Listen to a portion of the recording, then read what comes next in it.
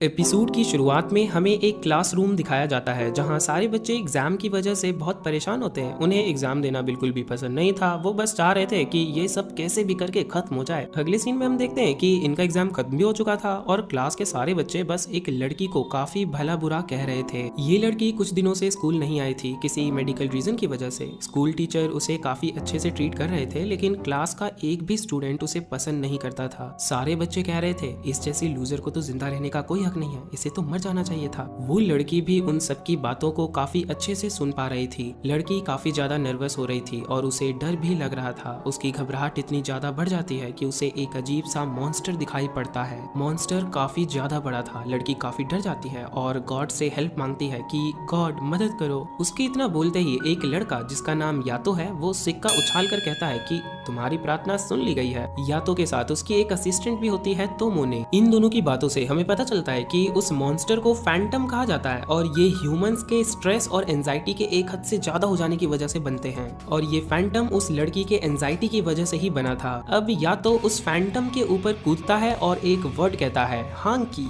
ये कहते ही उसकी असिस्टेंट एक चाकू में बदल जाती है और यातो के हाथ में आ जाती है। यातो कहता है तुम जिसने इस चमकते सूरज के जमीन की शांति को भंग करने की कोशिश की है, मैं हांकी के साथ तुम्हें खत्म करता हूँ। और इतना बोलकर वो फैंटम के टुकड़े टुकड़े कर देता है। फैंटम खत्म हो जाता है और वो कहता है कि ये तो मेरे रेगेलिया के आगे कुछ भी नहीं था। रेगेलिया उसका चाकू यानी कि तोमोने थी। फिर तोमोने भी अपने असली रूप में आती है और कहने लगती है कि तुम्हारे पसीने से भरे हाथ कितने डिस्गस्टिंग है। और ये सुनकर उसे काफी बड़ा झटका लगता है। वो कहता है कि तुम्हारी ये कहने की हिम्मत कैसे हुई, मैं तुम्हारा मास्टर हूँ। फिर तोमोने कहती है यही सही वक्त है, मैं ये तुम्हारे रेगेलिया होने का काम छोड़ना चाहती हूँ। ये सुनकर यातो कहता है लेकिन क्यों, अभी तो बस 3 ही महीने हुए हैं। और फिर तोमोने अपने दुखड़े सुनाना शुरू कर देती है कि अब मैं तुम्हें और नहीं झेल सकती। मैंने जैसा सोचा था वैसा कुछ भी नहीं हो रहा है। मैं अब तुम जैसे छोटे आवारा गॉड के साथ नहीं रह सकती जिसके पास खुद का श्राइन तक नहीं है। अब मेरे शरीर की सभी रगें आजादी चाहती हैं। ये सुनकर यातो को फिर से बहुत बड़ा झटका लगता है। तोमोने रोने लगती है और ना चाहते हुए भी उसे तोमोने को आजाद करना पड़ता है। आजाद होते ही तोमोने वहाँ से भाग जाती है और यातो पीछे से चिल्लाते हुए कहने लगता है तुम्हें पछतावा होगा जब मैं गॉड्स का भी गॉड बन जाऊंगा और मेरे पास 120 मिलियन वर्शिपर्स होंगे। और फिर ये सीन यहीं पर कट हो जाता है। उसके बाद हम यातो को देखते हैं जो कि एक पार्क में दीवार पर अपना सस्ता सा इस्तेहार छाप रहा होता है। उसके बाद वो एक बेंच पर बैठकर कहने लगता है कि सबसे पहले उसे एक रेगेलिया ढूंढनी होगी क्योंकि उसके बिना वो कुछ भी नहीं कर पाएगा। और यही सोचते सोचते वो बेंच पर सो जाता है। उसके थोड़ी देर बाद ही उसे एक कॉल आता है और कॉल आना मतलब कि कोई उसे याद कर रहा है और वो कॉल उठाता है और उसे सुनाई देता है कि मिलॉर्ड गुम हो गई है। उसके बाद हमें पता चलता है कि मिलॉर्ड एक कैट का नाम है जो कि गुम हो चुकी है और उसी की एक मिसिंग पोस्टर को 3 लड़कियां देख रहे होते हैं और वहीं पर या तो आसपास आवाज लगाते हुए मिलॉर्ड को ढूंढ रहा होता है। फिर तभी उन तीनों लड़कियों में से एक लड़की जिसका नाम हियोरी होता है वो अचानक से अपना मोबाइल निकाल कर कहती है डाउनलोड हो गया। वो एक बॉक्सिंग मैच की बात कर रही होती है जिसके बाद वो काफी उत्सुकता से वो मैच देखने लगती है जहाँ पर एक बॉक्सर सामने वाले को एक कमाल का मूव इस्तेमाल करके हरा देता है। और ये देखकर ह्योरी पागल ही होने लगती है और उसे देखकर उसके दोस्त उसे कहते हैं कि क्या तुमने अपने पेरेंट्स को नहीं बताया कि तुम्हें बॉक्सिंग पसंद है। जिस पर ह्योरी कहती है अगर उन्हें पता चलता कि मुझे ये सब पसंद है तब तो वो मुझे पक्का घर से बाहर निकाल देते। जिसके बाद वो लोग वहाँ से जाने लगते हैं और रास्ते में ह्योरी को यातो दिखाई देता है जो कि नहीं दिखना चाहिए था क्योंकि वो एक गॉड है और उसे कोई भी नहीं देख सकता। यातो को भी ह्योरी के पीछे मिलॉर्ड दिख जाती है जिसको पकड़ने के लिए वो रोड के बीचों बीच कूद जाता है। फिर अचानक से उसे धक्का लगता है और ये धक्का ह्योरी ने उसे दिया था और ये करके उसने यातो को एक ट्रक से टकराने से बचा लिया होता है। लेकिन इसकी कोई जरूरत थी नहीं क्योंकि यातो को वैसे भी कुछ नहीं होने वाला था। ये देखकर ह्योरी के दोस्त उसके पास आते हैं और दूसरी तरफ ह्योरी यातो के ऊपर चिल्ला रही होती है कि तुम क्या सोच के रोड के बीचों बीच चल रहे थे, तुम्हारी जान भी जा सकती थी। ये सुनकर यातो उससे कहता है मेरी छोड़ो और पहले अपनी चिंता करो। जिसके बाद ह्योरी देखती है कि उसकी बॉडी ट्रक के सामने पड़ी हुई थी और उसके दोस्त रो रहे थे, यानी कि ह्योरी के ट्रक से टकराने की वजह से डेथ हो जाती है। ये सब देखकर ह्योरी काफी चौंक जाती है और ये सीन यहीं पर कट हो जाता है। उसके बाद ह्योरी की आंखें एक हॉस्पिटल में खुलती है जहाँ पर उसके मॉम और डैड होते हैं और साथ ही उसके फ्रेंड्स भी। उसे ठीक देखकर सबके जान में जान आ जाती है। फिर उसके डैड जो कि यहीं डॉक्टर थे वो उसे बोलते हैं कि एक ट्रक से टकराने के बाद भी तुम्हें सिर्फ कुछ स्क्रैचेस ही आए हैं। ये सुनकर उसे यातो के बारे में याद आता है और वो अपने दोस्त से पूछती है कि वो लड़का कहाँ गया जिसकी मैंने जान बचाई थी। ये सुनकर वो लोग जवाब देते हैं कि वहाँ पर और कोई नहीं था सिवाय तुम्हारे। फिर उसकी मॉम उससे कहती है कि तुम काफी थक चुकी हो इसीलिए तुम्हें ऐसा लग रहा होगा, लेकिन ह्योरी अभी भी उसको शक था। एंड उसके बाद अगले सीन में हम उसी हॉस्पिटल को देखते हैं जो कि काफी डरावना लग रहा होता है और वहीं पर ह्योरी भी बेड पर लेटी होती है और उसे काफी सारी अजीब सी आवाजें सुनाई दे रही होती है, जैसे कि मुझे बचा लो, मुझे मरना नहीं है, मुझे बाहर जाना है, मेरा पैर दर्द हो रहा है, हम उसे बचा नहीं सके, एटसेट्रा एटसेट्रा। ये सब आवाजें सुनकर ह्योरी उठ जाती है और तभी घड़ी में 12 बज जाते हैं। उसी वक्त उसके बेड पर लेटा हुआ यातो उससे काफी अजीब से शक्ल बनाते हुए कहता है, अच्छा तो तुम्हें ये आवाज फार शोर से सुनाई दे रही है। उसे देखकर ह्योरी तुरंत ही कूदकर एक कैट की तरह एक्ट करने लगती है और तभी वो देखती है कि ये तो वही लड़का है। फिर यातो उसे सुबह उसकी जान बचाने के लिए शुक्रिया कहता है। एंड देन ह्योरी उसे पूछती है कि तुम कौन हो, जिसके जवाब में वो कहता है मैं एक गॉड हूँ। और ऑब्वियस सी बात है किसी को भी ये सुनकर अजीब लगेगा, इसीलिए ह्योरी तुरंत ही पुलिस को फोन लगा देती है, जो देखकर यातो उसे रोकते हुए कहता है रुको, मैं काफी अच्छा गॉड हूँ, मुझे सब यातो गॉड कहते हैं। जिस पर ह्योरी कहती है माना तो, पर कभी तुम्हारा नाम सुना नहीं। और ये सुनकर यातो को एक बड़ा झटका लगता है। फिर यातो उससे कहता है कि फिलहाल तो मैं एक वेल नोन गॉड नहीं हूँ, लेकिन देखना एक दिन सभी मुझको जानेंगे और मेरा खुद का एक मंदिर भी होगा, सभी मेरी पूजा करेंगे। और ये सोचकर वो अपने आप ही हंसने लगता है। जिसके बाद वो ह्योरी से कहता है ठीक है अब मैं चलता हूँ, मैं बस देखने आया था कि तुम ठीक हो या नहीं। और इतना बोलकर यातो वहाँ से चला जाता है और उसके जाते ही ह्योरी अपनी कॉन्शियसनेस खो देती है और बेहोश हो जाती है। उसके बाद हम अगले दिन का सीन देखते हैं जहाँ पर ह्योरी अपने स्कूल में होती है एंड उसके फ्रेंड्स आते हैं जो उसे सही सलामत देखकर काफी खुश होते हैं, लेकिन तभी चलते चलते ही ह्योरी वापस से गिरने लगती है। फिर हम देखते हैं कि क्लास के वक्त भी ह्योरी यही सोच रही होती है कि कल जो उसके साथ हॉस्पिटल में हुआ वो सब सच था या एक सपना। उसके बाद शाम को घर जाते वक्त ह्योरी को मिलॉर्ड की फोटो दिखाई देती है, जिसे देखकर उसे याद आता है कि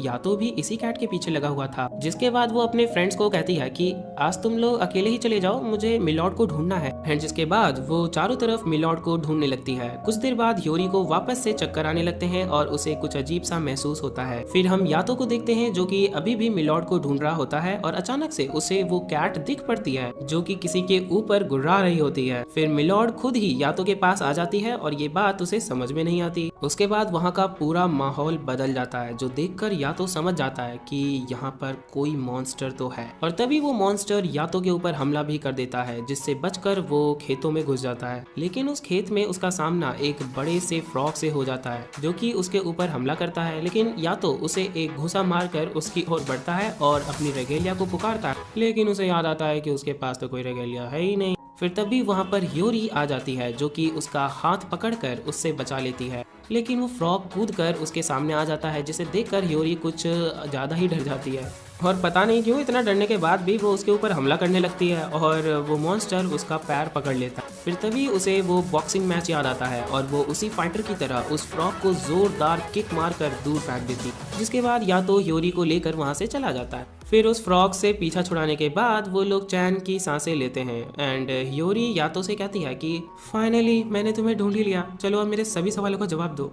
जिस पर यातो कहता है पहले तुम अपनी पूंछ देखो। फिर ह्योरी की नजर अपनी पूंछ पर जाती है और यातो उसे बताता है कि उसकी सोल स्लिप हो चुकी है और उसका शरीर यहाँ पड़ा है, जो देखकर ह्योरी काफी परेशान हो जाती है और उससे पूछती है कि क्या वो मर चुकी है। जिस पर यातो उसे बताता है कि नहीं, बस उसकी आत्मा उसके शरीर से बाहर आ चुकी है और तभी उसकी सोल वापस से उसके शरीर में चली जाती है। उसके बाद सीन चेंज होता है और हम उसी लड़के को देखते हैं जिसकी कैट मिसिंग है। वो गॉड से यानी कि यातो से प्रे कर रहा होता है कि काश उसकी कैट वापस आ जाए और तभी उसके घर की बेल बजती है और वो लड़का देखता है कि उसके घर के सामने ही उसका कैट मिलॉर्ड है, जो कि यातो ने ही रखी होती है। इसीलिए कहते हैं भगवान के घर देर है लेकिन अंधेर नहीं। फिर अगले सीन में हम यातो को देखते हैं जो कि ह्योरी को अपने पीठ पर उठाकर ले जा रहा होता है और उसी वक्त ह्योरी होश में आ जाती है और होश में आते ही वो उससे पूछती है कि उसे क्या हुआ था। जिस पर यातो बताता है कि उस ट्रक एक्सीडेंट के बाद से वो नियर शोर और फार शोर दोनों में ही एग्जिस्ट कर रही है। ये सुनकर वो उससे ये नियर और फार शोर के बारे में पूछती है, जिस पर यातो कहता है नियर शोर मतलब वो जगह जहाँ इंसान रहते हैं और फार शोर तो शायद तुम लोग आफ्टर लाइफ कहते होगे। एक तरफ तुम जिंदा भी हो और दूसरी तरफ एक फैंटम भी। फैंटम सुनकर वो उसके बारे में पूछती है, जिस पर या तो उसे फिर कहता है फैंटम वो होते हैं जो कि इंसान के फीलिंग से बनते हैं और उन्हें परेशान करते हैं। और ये सुनकर वो कहती है मतलब कि मैं उस बड़े फ्रॉग की तरह हूँ, और ये सोच कर वो काफी परेशान होने लगती है। ये देखकर या तो उसे कहता है कि तुम पूरी तरह से वैसी नहीं हो, कुछ हाफ हाफ हो सकता है और अब जो भी हो तुम्हें ये बॉडी एक्सेप्ट करनी ही होगी। ये सुनकर ह्योरी कहती है नहीं, मुझे ऐसे नहीं जीना, तुम तो एक गॉड हो ना, तो मुझे ठीक कर दो। जिस पर यातो उसे 5 उंगली दिखाते हुए कहता है, इतने लगेंगे। ये देखकर ह्योरी को लगता है कि या तो उससे 5,000 रुपए की डिमांड कर रहा है, जो सुनकर या तो उसे बताता है कि नहीं, मैं एक गॉड हूँ, इसीलिए मैं सिर्फ 5 रुपए लेता हूँ। ये सुनकर ह्योरी तुरंत ही उसे 5 रुपए दे देती है, जिसके बाद या तो कहता है, तुम्हारी पुकार सुन ली गई है। स्टार्टिंग में हम ह्योरी को देखते हैं जो अपने शरीर से बाहर आ चुकी थी और खुद से कह रही थी कि जिस दिन से मैं उस लड़के से मिली हूँ वो खुद को गॉड कहता है, उस दिन के बाद से मैं पूरी तरह से बदल चुकी हूँ। नहाते वक्त ह्योरी को पता चलता है कि वो अपने स्पिरिट फॉर्म में भी चीजों को छू सकती है और झाग से खेलते हुए वो काफी खुश हो जाती है। उसके बाद हमें स्कूल का सीन दिखाया जाता है जहाँ ह्योरी क्लास में ही सो गई थी, इसीलिए उसकी टीचर उसे उठाकर कहती है, अगर तुम्हारी तबीयत ठीक नहीं है तो तुम्हें नर्स के ऑफिस जाना चाहिए। ह्योरी उनसे माफी मांगते हुए कहती है कि वो ठीक है और दोबारा ऐसा नहीं करेगी। अगले सीन में हम ह्योरी को देखते हैं जो चेंजिंग रूम में चेंज कर रही थी और वहाँ पर उसे काफी नींद आ रही थी। वो उस इंसिडेंट वाले दिन को याद करते हुए कहती है कि उस दिन के बाद से मुझे काफ़ी थकान महसूस होती है, लेकिन इससे भी ज़्यादा मुझे कुछ ऐसा दिखने लगा है जो इंसानी सोच के परे है। मैं फैंटम को देख सकती हूँ। ह्योरी को ये पता नहीं होता कि वो फैंटम को कैसे देख पा रही होती है। इसके बारे में सोचते वक्त उसे पता चलता है कि वो एक बार फिर से अपने बॉडी से बाहर आ चुकी है। उसके दोनों दोस्त ह्योरी को नर्स के ऑफिस में लेकर जाने लगती है और दूसरे उन्हें देखते हुए ह्योरी कहती है कि ये तो सिर दर्द है।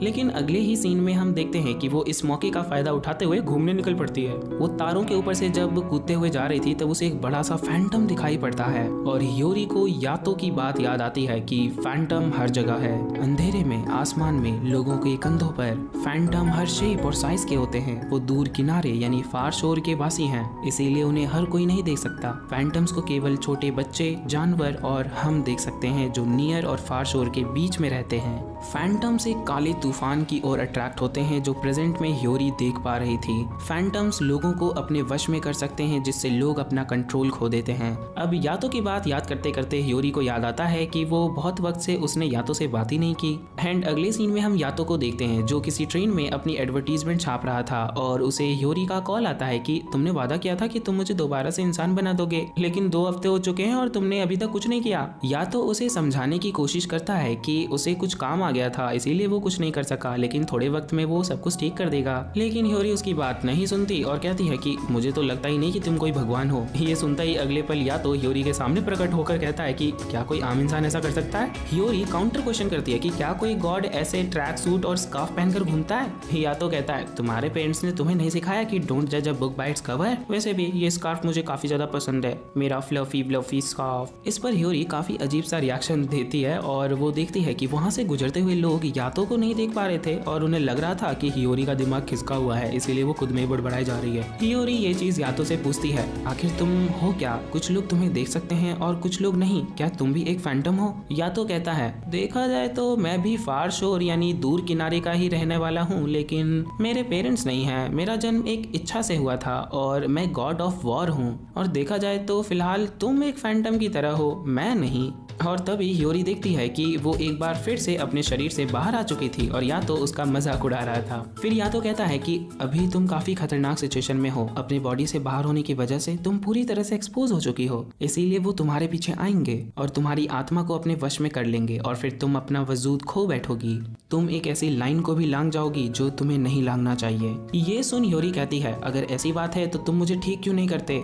ये सुनते ही यातो कहता है हाँ मुझे याद है, हमने एक कॉन्ट्रैक्ट बनाया था और तुमने मुझे पैसे भी दिए थे, लेकिन एक चीज याद रखना, मैं रिफंड नहीं करता। मैं बहुत सारे पैसे सेव करूंगा और अपना खुद का एक श्राइन बनाऊंगा। एंड उसके बाद यातो अपने ख्याली दुनिया में खो जाता है और बेशर्मों की तरह मुस्कुराने लगता है। ह्योरी फिर पूछती है कि तुम मुझे कब ठीक करोगे। यातो कहता है मैंने पहले भी कहा था तुम्हें चिंता करने की कोई जरूरत नहीं है, मैं सब ठीक कर दूंगा, लेकिन फिलहाल मैं अपने फुल फॉर्म में नहीं हूँ और जब तक मुझे एक रेगेलिया नहीं मिल जाता तब तक मैं कुछ नहीं कर सकता। उसकी बात सुन ह्योरी कहती है ओह मैं अब समझी, इसीलिए अभी तक तुम किसी काम के नहीं थे और तुम अभी भी यूजलेस हो। ये सुनकर यातो को काफी बड़ा झटका लगता है। उसके बाद यातो बताता है कि रेगेलिया एक स्पिरिट होता है जो गॉड के लिए वेपन का काम करते हैं। फिर यातो को अपने किसी क्लाइंट का फोन आता है और वो वहाँ से रफू चक्कर हो जाता है। यातो के जाने के बाद ह्योरी फैसला करती है कि वो हाथ पर हाथ धरे नहीं बैठ सकती, अगर उसे ठीक होना है तो उसे खुद ही कुछ करना होगा। इसीलिए वो यातो के लिए एक रेगेलिया खोजने के लिए निकल पड़ती है। वो काफी सारे स्पिरिट से रेगेलिया बनने के लिए पूछती है, लेकिन कोई भी स्पिरिट उसकी बात नहीं मान रही थी। और फिर ह्योरी को फिर से वही स्टॉर्म दिखाई पड़ता है जहाँ पर स्पिरिट्स अट्रैक्ट होते हैं, इसीलिए वो उसमें जाने का फैसला करती है। वहाँ उसे कोई ना कोई स्पिरिट मिल ही जाएगा।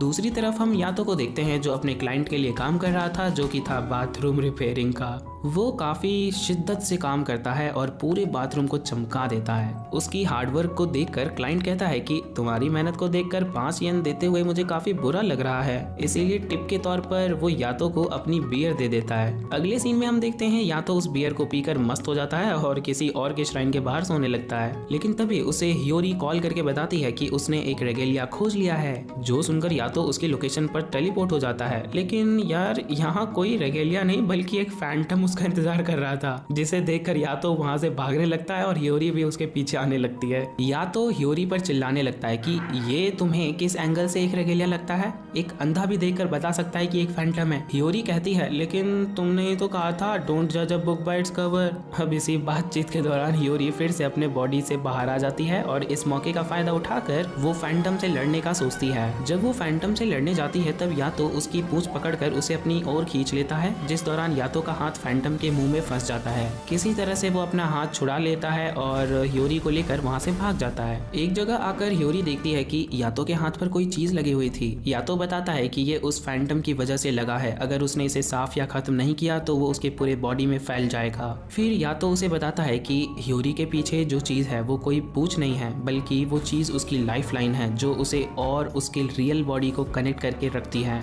और लाइफलाइन को कुछ हुआ तो फिर ह्योरी गई काम से।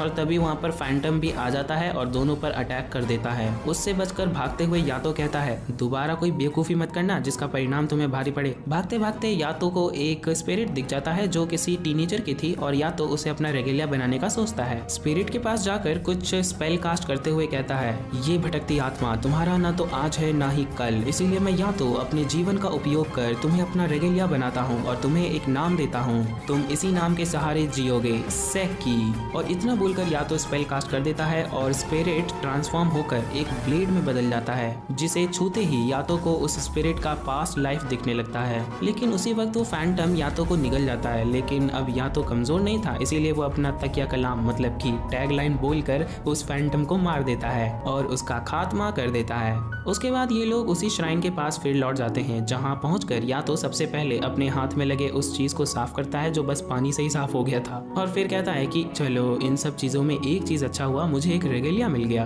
ह्योरी कहती है तो ये है एक रेगेलिया? यातो कहता है हाँ, इसका नाम है यूकी, तुम इसे यूकी ने भी बुला सकती हो। और फिर वो ब्लेड एक लड़के में बदल जाता है, जिसे काफी ठंड लग रहा था, इसीलिए यातो उसे अपना जैकेट उतार कर देता है, लेकिन वो लेने से मना कर देता है और कहता है इसमें से तो पसीने की बदबू आ रही है, मुझे ये नहीं चाहिए। इसीलिए ह्योरी उसे अपना स्कार्फ ऑफर करती है और वो लड़का उसे झट से ले लेता है और यातो शौक रह जाता है। वो कुछ बोल ही नहीं पा रहा था, उसे इतना बड़ा झटका लगा था। हम यूकीने को देखते हैं जिसे काफी ठंड लग रही थी और यातो उसके लिए कचरे में से कपड़े खोज रहा था। यातो को एक बचकानी जैकेट मिल तो जाती है, लेकिन यूकीने उसे लेने से मना कर देता है। यूकी ने अपने कपड़े उतार कर सोचने लगता है कि वो तो मर चुका था, इसके बाद भी उसे ठंड क्यों महसूस हो रही है। उसके बाद यातो कचरे में से उठाया हुआ एक मछली यूकीने को खाने के लिए दे देता है, जो यूकीने नहीं खा रहा होता है। इसीलिए उन दोनों में बहस होने लगती है। इसका फायदा उठाकर एक बिल्ली वो मछली उठाकर भागने लगती है, लेकिन यातो उसे पकड़ लेता है और मछली उससे छीन लेता है, जिस वजह से बिल्ली और यातो में दुश्मनी हो जाती है और जिसका परिणाम यातो को भुगतना पड़ता है। साइड में बैठा यूकी ने सोच रहा होता है कि मैंने कभी इस चीज की कल्पना भी नहीं की थी कि एक गॉड होने का मतलब होता है आवारों की तरह भटकना, दूसरों के मंदिरों के बाहर सोना और अपनी जरूरत की चीजें कचरे में से खोजना। यूकी ने भी यातो से पूछ ही लेता है कि क्या तुम सच में एक गॉड हो? अब यातो इसका जवाब देते हुए कहता है तुम्हें देखना है मैं क्या क्या कर सकता हूँ। फिर अगले सीन में हम देखते हैं कि यातो यूकीने को लेकर एक होटल पहुंच जाता है, जहाँ पर उसने पहले से ही ह्योरी को बुला लिया था और वो जबरदस्ती ह्योरी से ट्रीट लेता है। उसके बाद जब एक वेट्रेस वहाँ पर सिर्फ एक ग्लास पानी लेकर आती है तो तब यातो कहता है कि 2 ग्लास और लेकर आओ, हम दोनों भी यहाँ पर हैं। वेट्रेस हैरान होकर वहाँ से चली जाती है और ह्योरी कहती है मुझे लगा तुम दोनों को कोई नहीं देख सकता। तब यातो क्लियर करता है कि ये दोनों इनविजिबल नहीं है, बस इन्हें नोटिस कर पाना मुश्किल है। इसे समझाने के लिए वो ह्योरी से पूछता है, बताओ इस होटल में कितनी वेट्रेस हैं, बिना उनकी तरफ देखे। अब ह्योरी को ये याद नहीं आता कि यहाँ कितने वेट्रेस हैं। इसके बावजूद कि होटल के अंदर आते वक्त उसने सबको देखा था, लेकिन उन पर ध्यान नहीं दिया था। या तो कहता है, हम सड़क पर चलते उन लोगों की तरह हैं जिन्हें आप देखते तो हो, लेकिन आप उनके बारे में कुछ याद नहीं रख पाते अगर आप उन पर ध्यान ना दो तो।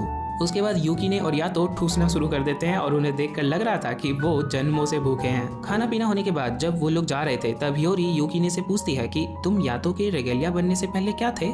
यूकीने बताता है, मुझे कुछ भी याद नहीं है, मुझे बस इतना याद है कि मैं मर चुका था और मरने के बाद जब मेरी आंख खुली तो मैं यातो के हाथ में था, एक ब्लेड के रूप में। उससे पहले का मुझे कुछ भी याद नहीं। उसके बाद वहाँ पर वही बिल्ली आ जाती है जिसके साथ यातो ने आज सुबह झगड़ा किया था। ह्योरी जब उस बिल्ली के साथ खेल रही थी तब यूकीने की नजर किसी गलत जगह पर चली जाती है, जिस वजह से वहाँ पर आ रहे यातो के गर्दन में बहुत जोर से दर्द होता है और वो यूकीने से कहता है कि अभी अभी तुमने कुछ गंदा सोचा ना। फिर वो कहता है, यूकीने तुम फ्यूचर में सावधान रहो, इसीलिए अभी बता देता हूँ कि एक रेगेलिया गॉड के साथ अपने बॉडी और माइंड को शेयर करता है, इसीलिए जब भी तुम कुछ गंदा सोचोगे मुझे पता चल जाएगा। ह्योरी नहीं समझ पाती कि ये दोनों किस चीज के बारे में बात कर रहे हैं और तभी यातो को एक क्लाइंट का फोन आता है और जब यातो यूकीने के साथ टेलीपोर्ट होने वाला होता है तभी ह्योरी भी उसे रोकने के लिए उसके पास आ जाती है, जिस वजह से उसकी रूह भी उसके साथ टेलीपोर्ट हो जाती है और उसकी बॉडी वहीं होटल के बाहर रह जाती है। फिर ये लोग जब वहाँ पहुँचते हैं तब इन्हें पता चलता है कि यातो का क्लाइंट एक गॉड है, तेंजिन सामा, the God of learning. Tenzin को देखकर ह्योरी और यूकीने उसके सामने घुटने टेकने लगते हैं और तेंजिन के काफी ज्यादा तारीफ करने लगते हैं, जो देख यातो को काफी तकलीफ होती है। दोनों तेंजिन से कहते हैं कि आपके अंदर से एक अलग ही गॉड लाइक ऑरा का एहसास होता है, आप एक सच के गॉड हो। उस यातो से तो बिल्कुल ऑपोजिट।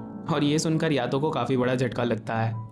फिर ह्योरी और यूकीने देखते हैं कि वहाँ पर बहुत सारी लड़कियां थी जो एक एक करके खुद को इंट्रोड्यूस करती हैं। ये सारी लड़कियां तेंजिन की रेगेलिया थी और उसके श्राइन की मेडन भी, जो देखकर ह्योरी यातो की और बुराई करने लगती है। इतनी बेइज्जती सहने के बाद यातो तेंजिन से पूछता है कि उसे क्या काम था। तेंजिन कहता है, तुम्हें तो पता है अभी एग्जाम का सीजन है, इसीलिए मैं कुछ ज्यादा ही बिजी हूँ, इसीलिए मैं चाहता हूँ कि तुम मेरे लिए कुछ फैंटम्स का खात्मा करो, और वैसे भी अभी तुम्हारे पास और भी कोई काम तो होगा नहीं। एंड मुझे ये भी पता है कि तुम मेरे परमिशन के बिना मेरे श्राइन के बाहर सोते हो, इसीलिए उसके बदले तुम मेरा काम ही कर दो, मैं तुम्हें पैसे भी दूंगा। इतना बोलकर वो तेंजिन यातो को चिढ़ाने के लिए जानबूझकर एक बड़ा नोट निकाल लेता है, जिसका चेंज यातो के पास तो होने से रहा, लेकिन फिर भी बेचारा अपनी बॉटल निकाल लेता है चेंज देने के लिए। लेकिन तभी तेंजिन उसे 5 येन चेंज देता है, जो देखकर यातो समझ जाता है कि ये सब उसका नाटक था। उसके बाद तेंजिन उसको रास्ता दिखाने के लिए अपनी एक रेगेलिया को उसके साथ भेजने का फैसला करता है, जो कोई और नहीं बल्कि तोमोने होती है, यातो की पुरानी रेगेलिया,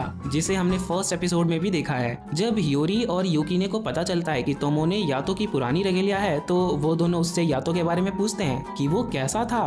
तोमोने काफी कम शब्दों में जवाब देती है, एक आवारा, बेरोजगार और पसीने से भीगा हुआ इंसान जो कि खुद को गॉड कहता है। जो सुन दोनों ऐसा रिएक्शन देते हैं जैसे इन्हें पहले से इस जवाब की उम्मीद हो। अब तोमोने और यातो झगड़ने लगते हैं आज की और पुरानी कुछ बातों को लेकर, और उन दोनों को देखकर यूकीने और ह्योरी को लगता है कि शायद तोमोने इसकी एक्स गर्लफ्रेंड हो या फिर एक्स वाइफ, लेकिन दोनों चिल्लाते हुए कहते हैं ऐसा कुछ भी नहीं है। उसके बाद ये सारे लोग उस जगह पर आ जाते हैं जहां इन्हें फैंटम्स को मारना है। तोमोने सबको बताती है कि इस जगह पर पहले से ही 2 लोगों ने अपनी जान दे दी है। यहाँ पर अक्सर स्टॉर्म आते रहते हैं जो अपने साथ काफी सारे फैंटम्स को लेकर आते हैं, और यही फैंटम्स लोगों पर कब्जा करके उनकी जिंदगी खत्म कर देते हैं। तेंजिन ने यहाँ पर एक बैरियर भी लगा रखा था, लेकिन फैंटम्स इतने पावरफुल थे कि बैरियर्स का उन पर कोई असर ही नहीं हुआ और जाने जाती रहीं।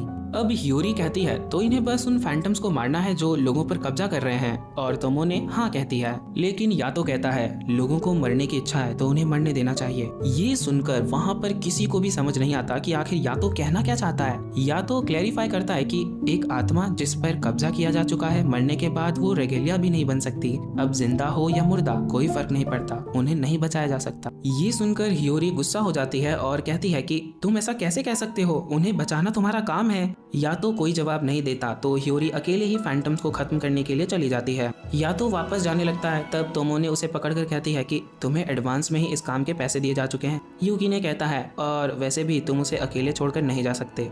अब ना चाहते हुए भी यातो को उनकी बात माननी पड़ती है। उसके बाद हम हियोरी को देखते हैं जो यातो को भला बुरा कहते हुए स्टेशन के पास आ जाती है और उसे एक आदमी के कंधे पर फैंटम दिखाई देता है। एक किक करके हियोरी उस फैंटम को उसके कंधे से हटा देती है, लेकिन वहाँ पर और भी बहुत सारे फैंटम्स अपीयर हो जाते हैं। फैंटम्स मिलकर हियोरी को रेल ट्रैक पर गिरा देते हैं और उसे वहीं पर पकड़ लेते हैं। ट्रेन बस आने ही वाली थी कि सही वक्त पर वहाँ यातो पहुँच जाता है और सारे फैंटम्स को काट कर हियोरी को बचा लेता है। दोनों ट्रेन के ऊपर आ जाते हैं और यातो कहता है अगर तुम्हारी पूंछ कट जाती तो तुम भी मर जाती, तुम्हें इस बात का ध्यान रखना चाहिए। उसके बाद ये लोग उसी क्रॉसिंग के पास पहुंच जाते हैं जहां पर एक स्टूडेंट होता है जो अपने एग्जाम में फेल होने की वजह से काफी सैड था। उसकी सैड फीलिंग्स को बढ़ाने के लिए वहाँ एक बड़ा फैंटम आता है और उस स्टूडेंट पर हावी हो जाता है। अब वो स्टूडेंट भी सुसाइड करने ही वाला था कि सही वक्त पर यातो अपनी ब्लेड से उस फैंटम को काट देता है और उसका खात्मा कर देता है।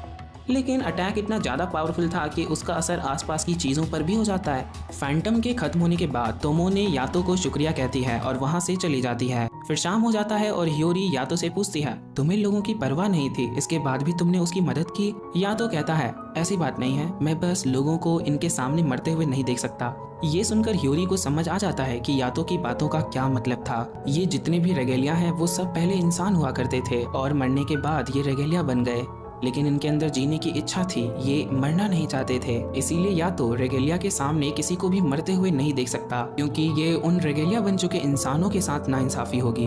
ये सब सोचकर हियोरी रोने लगती है और उसे रोता देख यातो यूकिने को डांटने लगता है कि जरूर तुमने इसके साथ कुछ किया होगा। और यूकिने यातो पर भड़कने लगता है, लेकिन दोनों को शांत करते हुए हियोरी कहती है कि वो रो नहीं रही बल्कि उसकी आंखों में बस कुछ चला गया था। उसके बाद हमें रात का सीन दिखाया जाता है जहाँ पर यूकिने सो नहीं पा रहा होता क्योंकि उसे ठंड लग रही थी। तब यातो उसे वहीं पर कचरे से उठाई हुई बचकानी से जैकेट देता है, लेकिन यूकिने को मजबूरन उसे लेना ही पड़ता है। उसके बाद ये दोनों सो जाते हैं और हम देख पाते हैं कि दूर से एक स्पिरिट इन दोनों को देख रही है। हम यातो को देख पाते हैं जो पूरे शहर में फेमस हो चुका था, उसके पास भी कई सारे रेगेलिया थे और वो किंग ऑफ गॉड्स बन चुका था। लेकिन ये सब उसका सपना था और सपने की वजह से असलियत में भी वो कुछ अश्लील और अजीब हरकतें कर रहा था, जिस वजह से यूकिने सो नहीं पा रहा था। इसीलिए तंग आकर यूकिने उसे लात मार कर नीचे गिरा देता है। उसके बाद अगले सीन में हम देखते हैं कि यातो आज हियोरी का लंच खा रहा था और हियोरी उससे कह रही थी कि अब तो मुझे ठीक करने का कोई रास्ता खोजो, लेकिन यातो उसकी बातों पर ध्यान ही नहीं दे रहा था।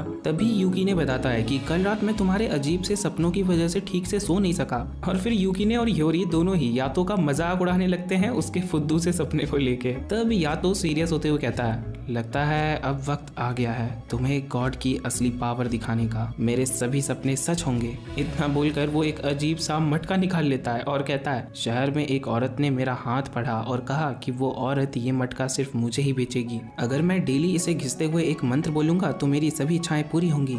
ये सुनकर वो दोनों साथ में कहते हैं कि भाई उस औरत ने तेरा बहुत बुरा वाला काटा है। लेकिन यातो था वो एक एक करके और भी बहुत सारी लक बढ़ाने वाली चीजें निकाल कर उन्हें दिखाने लगता है जो कि बहुत सारे थे। अब ये सब देखकर हियोरी और यूकिने को बहुत गुस्सा आता है, इसीलिए दोनों मिलकर उसके मटके को तोड़ देते हैं। हियोरी कहती है इन फालतू चीजों के बजाय तुम्हें कोई काम करना चाहिए। यातो कहता है ऐसा नहीं है कि मैं काम नहीं करना चाहता, लेकिन काम मिलना तो चाहिए ना। हियोरी उसे समझाती है कि अब तो तुम्हारे पास रेगेलिया भी है, इसीलिए तुम्हें फालतू चीजों पर ध्यान देने के बजाय कोशिश करते रहना चाहिए, ना सिर्फ तुम्हारे खुद के लिए बल्कि अपने रेगेलिया के लिए भी। ये सुनकर यातो बहुत मोटिवेट हो जाता है और दोनों से कहता है कि तैयार हो जाओ, मैं तुम्हें किसी से मिलवाने वाला हूँ। उसके बाद अगले सीन में हम देखते हैं कि यातो उन दोनों को एक स्टोर के पास लेकर आता है और कोफुको नाम की लड़की को आवाज लगाने लगता है। एक लड़की भागते हुए आती है और यातो से लिपट जाती है। यातो उन दोनों को बताता है कि ये कोफुको है और ये है मेरी गर्लफ्रेंड। ये सुनकर दोनों के पैरों तले जमीन खिसक जाती है। उसके बाद यातो कोफुको को यूकिने के बारे में बताता है कि ये मेरा रेगेलिया है और हाल ही में इसने मुझे ज्वाइन किया है। मैं इसे अच्छा खाना खिलाना चाहता हूँ, लेकिन मेरी हालत इतनी खराब है कि मैं इसके रहने तक का भी इंतजाम नहीं कर सका हूँ। ये सब बोलकर वो रोने लगता है, मतलब कि वो रोने का नाटक करने लगता है। कोफुको उसकी बातों में आकर उसे थोड़े नहीं बहुत सारे पैसे देने लगती है, लेकिन तभी एक आदमी आकर यातो को मारते हुए कहता है तुम फिर आ गए, मैंने तुम्हें कितनी बार कहा है मेरी लेडी से दूर रहा करो। और उस आदमी को देखकर इन दोनों को लगता है कि यातो का कोई अफेयर चल रहा है। उसके अगले सीन में हम देखते हैं कि ये सारे लोग घर के अंदर होते हैं और वो आदमी अपना नाम कूरो बताते हुए कहता है कि वो कोफुको कोफुको का रिगालिया है और वहाँ उन दोनों को पता चलता है कि कूरो और कोफुको के बीच कुछ भी नहीं चल रहा था, क्योंकि उन दोनों को लग रहा था कि कूरो और कोफुको शादीशुदा हैं। हियोरी पूछती है लेकिन बाहर तो आपने उसे माई लेडी कहकर पुकारा था। तब कूरो बताता है कि मैं उसे ऐसा ही पुकारता हूँ, वो मेरी गॉडेस है, तुम्हें इससे कोई तकलीफ है क्या? इतना बोलकर कूरो उन्हें काफी खतरनाक तरीके से घूरने लगता है, जिसे देखकर दोनों की पहले ही फट जाती है और दोनों उसके हाँ में हाँ मिलाने लगते हैं। पीछे बैठा या तो आग में घी डालने वाला काम करता है और कहता है कि तुम दोनों उसकी आंखों में मत देखो, वो दिखने में भले ही कैसा भी हो लेकिन उसे बच्चों में काफी इंटरेस्ट है। इससे कूरो को बहुत ज्यादा गुस्सा आता है और वो कहता है कि तू इनके सामने मेरी इमेज खराब कर रहा है और उसे मार कर वहां से उड़ा देता है। अब उन दोनों की हालत और ज्यादा खराब हो रही थी, लेकिन तभी कोफुको बताती है कि कूरो अच्छा इंसान है, उसे बच्चे पसंद है, लेकिन जिस तरह से तुम लोग सोच रहे हो उस तरह से नहीं। फिर कूरो यूकिने से उसके बारे में पूछता है। यूकिने बताता है कि वो यातो का रेगेलिया है और उसने कुछ ही दिनों पहले यातो को ज्वाइन किया है। फिर कोफुको हियोरी से उसके बारे में पूछती है कि उसका और यातो का क्या रिश्ता है। हियोरी कहती है उन दोनों के बीच वैसा कुछ भी नहीं है, उसे यातो से कुछ फर्क नहीं पड़ता। और फिर कोफुको हियोरी के ऊपर कूद जाती है और उसका साइज पता करने लगती है। कूरो कहता है माफ करना, मेरी गॉडेस थोड़ी सी अजीब है। फिर कोफुको उन दोनों से कहती है कि तुम्हें यातो से सावधान रहना चाहिए, वो भले ही दिखने में कैसा भी हो, उसका स्वभाव देखकर तुम्हें लगेगा नहीं, लेकिन वो बहुत खतरनाक गॉड है। दोनों काफी हैरान हो जाते हैं। कूरो कहता है इन्हें डराओ मत। यातो का नाम लेते ही वहाँ यातो आ जाता है और यूकिने को लेकर जाने लगता है, क्योंकि उसे एक क्लाइंट का फोन आया था एंड हियोरी भी उनके साथ जाने लगती है। और कूरो मन में कहता है कि यातो तुम इन दोनों को यहाँ लेकर क्यों आए थे। अगले सीन में हम एक आदमी को देखते हैं जो फोन पर अपनी मॉम से सॉरी कह रहा था और वो आदमी वहाँ से नीचे कूदने वाला था, लेकिन यातो उसके ऊपर ही प्रकट हो जाता है और वो आदमी गिरने लगता है। आदमी कहता है मरने में भी मेरा नसीब खराब है। यातो गिरते हुए उसके पास आकर खुद को इंट्रोड्यूस करता है और कहता है मैं हूँ डिलीवरी गॉड यातो, तुम कोई भी प्रॉब्लम हो तुम मुझे बता सकते हो। और यातो बस अपना कार्ड उसे देने ही वाला था कि हियोरी आकर उसे टक्कर मार देती है और यातो के सारे कार्ड उड़ने लगते हैं। फिर यातो उसके पास आता है और वो आदमी कहता है लेट इंट्रोडक्शन के लिए माफ करना, और वो अपना कार्ड यातो को दे देता है। यूकी ने उन्हें देखकर समझ नहीं पा रहा था कि यहाँ चल क्या रहा है। उसके कार्ड को देखकर यातो को समझ आता है कि वो आदमी एक एड एजेंसी में काम किया करता था।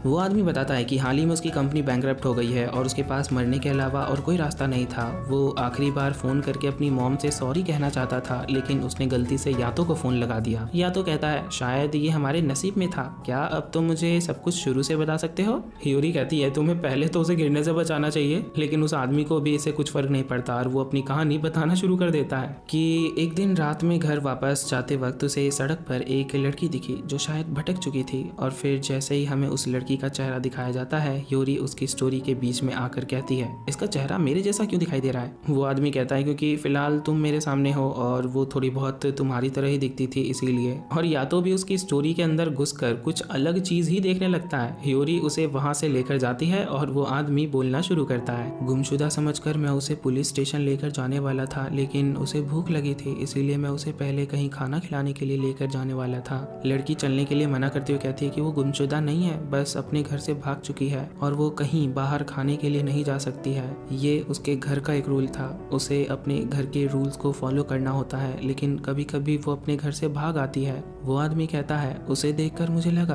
कि वो पिंजरे में कैद एक पंछी की तरह है जिसे आज़ादी चाहिए, इसीलिए मैंने उसका साथ दिया और उस दिन के बाद से हम रेगुलर मिलने लगे और इस तरह से हमने डेट करना शुरू किया। कहानी के बीच में यूकी ने कहता है कि ऐसा सिर्फ मुझे लग रहा है या फिर हम सच में बहुत देर से बस गिरे ही जा रहे हैं। उसकी बात को इग्नोर करते हुए वो आदमी कहानी को आगे बढ़ाता है और कहता है कि हमारी ज्यादातर डेट्स बुरी किस्मत से भरी रहती थी, काम में भी मेरा परफॉर्मेंस गिरने लगा था, मुझे बोनस मिलना बंद हो गया था और मेरे सारे सेविंग्स भी खत्म हो गए, मेरी कंपनी बंद हो गई, मेरी जॉब भी चली गई और मैं बैंकरप्ट हो गया। ग्रेजुएशन के बाद मैं उस लड़की को प्रपोज करने वाला था, लेकिन अब मैं एक बोझ के अलावा और कुछ भी नहीं हूँ, सब खत्म हो गया। या तो उस लड़की की फोटो मांगता है और जब वो आदमी उन्हें फोटो दिखाता है तो सब शॉक हो जाते हैं क्योंकि वो लड़की कोई और नहीं बल्कि कुफुको थी। फिर या तो कहता है इसकी कहानी सुनकर मुझे पहले ही लगा था कि यही होगी, तुम्हें शायद पता ना हो तो मैं बता दूं, कुफुको गॉडेस ऑफ पॉवर्टी है, यानी कि गरीबी की देवी, जहाँ भी जाती है अपने साथ बस गरीबी ही लाती है। या तो उस आदमी से कहता है कि तुम उसे भूल जाओ, उसका और तुम्हारा कुछ नहीं हो सकता, एक तो वो गॉडेस है, ऊपर से उसकी एज इतनी ज्यादा है कि तुम सोच भी नहीं सकते, और इन सब के बाद भी उसके पास एक ऐसा आदमी है जिससे तुम पंगा भी नहीं लेना चाहोगे, इसीलिए अगर तुम अपनी भलाई चाहते हो ना तो उसे भूल जाओ। लेकिन वो आदमी प्यार में अंधा हो चुका था और वो कहता है कि मैं उसे नहीं भूल सकता, मैं उसे भूलना ही नहीं चाहता क्योंकि मैं उससे प्यार करता हूँ। ये सुन या तो उसे एक जोर का घूसा मारता है और कहता है कि जो इंसान खुद की जिंदगी से प्यार नहीं करता वो किसी और से क्या ही प्यार करेगा। उसके बाद वो यूकीने से कहता है कि तुम तैयार हो जाओ, अब हमें इसके रिश्ते के डोर को काटना है। यूकीने कहता है मैंने ये पहले कभी नहीं किया। या तो कहता है मुझे तुम पर भरोसा है, तुम ये कर लोगे। उसके बाद या तो उसका रेगेलिया वाला नाम कहता है सेकी और यूकीने ट्रांसफॉर्म हो जाता है। या तो उससे पूछता है कि क्या कोई आखिरी शब्द जो तुम कोफुको को कहना चाहते हो। वो कहता है मैं आशा करता हूँ कि तुम्हें एक अच्छी जिंदगी मिले कोफुको चान। फिर या तो कहता है तुम्हारी प्रार्थना सुन ली गई है, मैं या तो गॉड सेकी के साथ तुम्हारे बंधनों को काटता हूँ। ये बोलकर या तो उसे आजाद कर देता है और वो सब कुछ भूल जाता है। अगले सीन में हम इन सबको कोफुको के घर पर देखते हैं, जहाँ उस आदमी की कहानी सुनकर कोफुको कहती है मैं तो उसके साथ बस थोड़ी मस्ती कर रही थी, और कुरो कह रहा था कि तुमने अपने रेगेलिया के पीठ पीछे ये सब किया। कोफुको कहती है मैं करती भी क्या, तुम मुझे कहीं भी जाने ही नहीं देते हो। कुरो कहता है क्योंकि तुम जहाँ भी जाती हो अपने साथ तबाही लेकर आती हो, इसीलिए मैं तुम्हें कहीं जाने नहीं देता। फिर कुरो यूकीने की तारीफ करता है कि अभी वो नया नया रेगेलिया बनाए लेकिन इसके बाद भी वो बंधन के डोर को काट पा रहा है। अपनी तारीफ सुनकर यूकीने को काफी अच्छा लगता है और यातो भी उसकी काफी तारीफ करता है। फिर कुरो उसे 5 येन देते हैं उसकी वजह से यातो को जो भी तकलीफ हुई उसके लिए, और फिर ये लोग वहाँ से जाने लगते हैं। जाते हुए हियोरी पूछती है कि तुमने जो यातो के बारे में कहा था क्या वो एक मजाक था। कुफुको कहती है नहीं, सब सच था। बहुत वक्त पहले उसने अपने एक रेगेलिया को भी मार दिया था। मैंने पहली बार यातो के बारे में अफवाहों के जरिए ही जाना था। वो इंसानों को भी मारा करता था, ऊपर से वो गॉड ऑफ वॉर है। ये सुन यूरी डर जाती है और कुरो कहता है कि ये बहुत वक्त पहले की बात है जब मरो या मारो वाली सिचुएशन हुआ करती थी। गॉड्स का अस्तित्व लोगों की इच्छाओं की वजह से है, जब तक लोग उन्हें याद करते हैं तब तक उनका अस्तित्व है। बड़े गॉड्स को तो कुछ फर्क ही नहीं पड़ता, लेकिन छोटे गॉड्स अपने अस्तित्व के लिए लड़ाई लड़ रहे होते हैं। अपने अस्तित्व को बचाने के लिए उनसे जो भी इच्छा मांगी जाती थी वो पूरा किया करते थे। उसके बाद हियोरी वहाँ से जाने लगती है और बाहर या तो उसका इंतजार कर रहा था। हियोरी उससे पूछती है तुम हमें इससे मिलवाने के लिए लेकर क्यों आए थे। या तो उसके नज़दीक जाता है और कहता है कि अगर मुझे कुछ हो गया तो तुम सीधे इन दोनों के पास आना, ठीक है। हियोरी उसे अपने इतना नज़दीक पाकर मन में कहती है कि उसकी खुशबू काफ़ी अच्छी है। उसके बाद लास्ट सीन में हमें दिखाया जाता है कि यूकीने के पास वही लास्ट एपिसोड वाली स्पिरिट आती है जो यूकीने से कहती है कि तुम्हारी आंखें काफ़ी अच्छी हैं। तभी वहाँ या तो आता है और कहता है तुम्हें क्या चाहिए नोरा। एंड ये सुन वो स्पिरिट कहती है तुम मुझे मेरे नाम से बुलाओ जो तुमने मुझे दिया था, वो मुझे पसंद है। मैं इंतजार करूंगी कि तुम मुझे मेरे नाम से बुलाओगे। और इतना बोलकर नोरा वहाँ से गायब हो जाता। यातो को देखते हैं जिसके पास एक छोटा सा फैंटम था, जिसे देखकर यूकीने थोड़ा सा डर जाता है कि तुम ये फैंटम कहाँ से ले आए हो। तब यातो कहता है कि मैं तुमसे जैसा कहता हूँ वैसा करो। यूकीने यातो के इंस्ट्रक्शन को फॉलो करता है और वहाँ पर एक लाइन क्रिएट हो जाती है। यातो बताता है कि इसे बॉर्डर लाइन कहते हैं। इस लाइन को कोई भी फैंटम पार नहीं कर सकता, ये एक रेगेलिया की सेफ्टी के लिए होता है। हियोरी बॉर्डर लाइन को देखकर हैरान हो जाती है और वो यातो से पूछती है कि क्या मैं इसे बना सकती हूँ। यातो कहता है नहीं, ना तुम और ना ही मैं, इसे रेगेलिया के अलावा और कोई नहीं बना सकता। फिर यातो यूकीने की तारीफ करता है कि तुमने तो फर्स्ट ट्राई में ही इतना पावरफुल लाइन बना लिया, आज तक मैं जितने भी रेगेलिया से मिला हूँ तुम उन सबसे बेस्ट हो। ये सुनकर हियोरी तोमोने के बारे में पूछती है कि क्या वो भी एक रेगेलिया थी। या तो सीधे मुंह जवाब नहीं देता और कहता है कि वो मेरी फ्रेंड विद बेनिफिट थी। ये सुन हियोरी शॉक रह जाती है। अगले सीन में जब ये लोग वापस जा रहे थे तब हियोरी कहती है कि अब से यूकीने मेरे साथ रहेगा। या तो हैरान होता है और कहता है कि तुम इसका अच्छे से ख्याल नहीं रख पाओगी। हियोरी कहती है क्या मैं ख्याल नहीं रख पाऊंगी, वो तुम हो जो इसका अच्छे से ख्याल नहीं रख रहे हो। ना तुम इसे अच्छा खाना दे पा रहे हो, तुम्हारे पास रहने की ऊपर से कोई जगह नहीं है, और ऊपर से तुम्हारी एक्स गर्लफ्रेंड्स, अफेयर्स और फ्रेंड विद बेनिफिट, इन सब की वजह से यूकीने तुम्हारे साथ सेफ नहीं है। अपनी इतनी बेइज्जती सुनकर यातो को काफी तकलीफ होती है और हियोरी यूकीने को खींचकर अपने पास ले जाती है और यूकीने ठरकी कहीं का कुछ उल्टा पुल्टा सोचने लगता है, जिस वजह से यातो को काफी दर्द होने लगता है। यातो फिर से उसे याद दिलाता है कि तुम कुछ भी गंदा सोचोगे तो मुझे पता चल जाएगा। फिर भी यूकीने रुक नहीं रहा था, जिस वजह से उसे काफी पेन हुए जा रहा था। अब यातो और हियोरी में बहस हो ही रही थी कि यूकीने किसके साथ जाएगा, कि यूकीने खुद का दिमाग चलाता है और थोड़ा सोचने के बाद वो हियोरी के साथ जाने का फैसला करता है और या तो उसे बस देखता रह जाता है। हियोरी यूकीने को अपने घर लेकर आती है और हियोरी का घर देखकर यूकीने को यकीन नहीं हो रहा था कि ह्योरी इतनी रिच है। ह्योरी के घर पर उसके पेरेंट्स नहीं थे, वो आज लेट आने वाले थे एंड उसके घर की हाउसकीपर भी यूकीने को नोटिस नहीं कर पाती क्योंकि यूकीने अभी भी अपने गायब मोड में था। ह्योरी यूकीने को अपने बड़े भाई का रूम दे देती है रहने के लिए एंड कुछ देर बाद जब ह्योरी अपने घर में नाच रही थी तब उसके पेरेंट्स वापस आ जाते हैं और अपने साथ एक मेहमान को भी लाते हैं, द गॉड ऑफ वॉर यानी यातो भी अपने गायब मोड में था जिसे सिर्फ ह्योरी देख पा रही थी। यातो घर में काफी मस्ती करता है और ह्योरी के डैड की काफी बढ़िया एक्टिंग भी और ढेर सारा खाना लेकर वो घर से भाग जाता है। घर के बाहर ह्योरी उससे मिलती है और यहाँ आने का कारण पूछती है। यातो बताता है कि रात का सबसे खतरनाक वक्त आ चुका है जब फैंटम्स उस पर अटैक कर सकती हैं और वो अकेले कुछ भी नहीं संभाल पाएगा, ऊपर से उसे अंधेरे से डर लगता है। फिर हम यूकीने को देखते हैं जो नहाते वक्त सोच रहा था कि अगर वो वापस नहीं गया तो या तो किसी और को रेगेलिया के तौर पर रख लेगा, उसके बाद मेरा क्या होगा। एंड देन अगली सीन में हम देखते हैं कि आधी रात को यूकीने ह्योरी के कमरे में आता है और कहता है कि उसके डैड ने कमरे की सारी लाइट्स बंद कर दी हैं और उसे अंधेरे से डर लगता है। ह्योरी अपने कमरे का लाइट ऑन कर देती है और यूकीने को अपने साथ सोने के लिए बुलाती है। यूकीने उसके साथ सो जाता है लेकिन उसे नींद नहीं आती क्योंकि वो लड़की के साथ सो रहा था, उसे नींद कैसे आएगी। उसके बाद जब ह्योरी सो जाती है तब यूकीने की ठड़क जागती है और वो अपनी नज़रों का गलत इस्तेमाल करता है। वो अपने हाथ का भी गलत उपयोग करने ही वाला था लेकिन सही वक्त पर वहाँ यातो आ जाता है और यूकीने को बाहर लेकर आता है और उससे पूछता है कि तुम अभी क्या करने वाले थे। यातो कहता है तुम अभी लड़कियों के लिए तैयार नहीं हो, तुम अभी भी बच्चे हो, तुम्हारा पूरा ध्यान अभी मुझ पर होना चाहिए। यूकीने कहता है तुम्हारे पास पहले ही एक लड़की है जो रेगेलिया भी है, तुम्हें मेरी कोई जरूरत नहीं है। और इतना बोलकर वो वहाँ से चला जाता है। उसके बाद हमें एक बड़े से फैंटम को दिखाया जाता है जिसे एक अनजान लेडी अपने रेगेलिया की हेल्प से मार देती है। वो लेडी एक और फैंटम को मार गिराती है। हम उसका चेहरा तो देख पाते हैं लेकिन वो है कौन ये तो हमें आगे ही पता चलेगा। नेक्स्ट सीन में हम यूकीने को देखते हैं जो ह्योरी के साथ किसी स्टोर में आया था। ह्योरी उससे पूछती है कि क्या तुम्हें भी कुछ चाहिए। यूकीने कहता है उसे पैसे बर्बाद करने की जरूरत नहीं है, उसे कोई नहीं देख सकता, इसीलिए उसे कुछ भी चाहिए होता है तो वो बोरो कर लेता है। एंड उसके बाद वो एक स्केटबोर्ड स्टोर से ले लेता है लेकिन ह्योरी उसे ऐसा करने से मना करती है। यूकीने समझाने की कोशिश करता है कि वो बाद में इसे वापस रख देगा लेकिन फिर भी ह्योरी को ये चोरी से कम नहीं लगता। वो यूकीने को डांटती है और स्केटबोर्ड वापस रख देती है लेकिन इतने देर में यूकीने वहां से चला जाता है और वहां यातो प्रकट हो जाता है। यातो ह्योरी से कहता है यूकीने अभी अच्छे मूड में नहीं है। ह्योरी पूछती है ये तुम्हें कैसे पता चला। यातो कहता है मैंने तुम्हें पहले ही बताया था कि रेगेलिया और मास्टर अपना माइंड और बॉडी शेयर करते हैं जो कि वन वे होता है। सिर्फ मास्टर ही अपने रेगेलिया की फीलिंग्स को महसूस कर सकता है क्योंकि रेगेलिया भी कभी इंसान ही हुआ करते थे और इंसानों के अंदर पाप होते हैं। गुस्सा, लालच, आक्रोश, जलन इत्यादि इमोशंस की वजह से उनके मन में गलत ख्याल आते हैं। ह्योरी यूकीने को खोज तो रही थी लेकिन उसे यूकीने कहीं नहीं मिल रहा था। फिर शाम के वक्त पार्क में यातो ह्योरी से कहता है शायद तुम्हारे मन में कोई गलतफहमी होगी जिसे मैं अभी मिटा देता हूँ। सही और गलत ये केवल इंसानों के लिए लागू होते हैं, गॉड्स के लिए नहीं।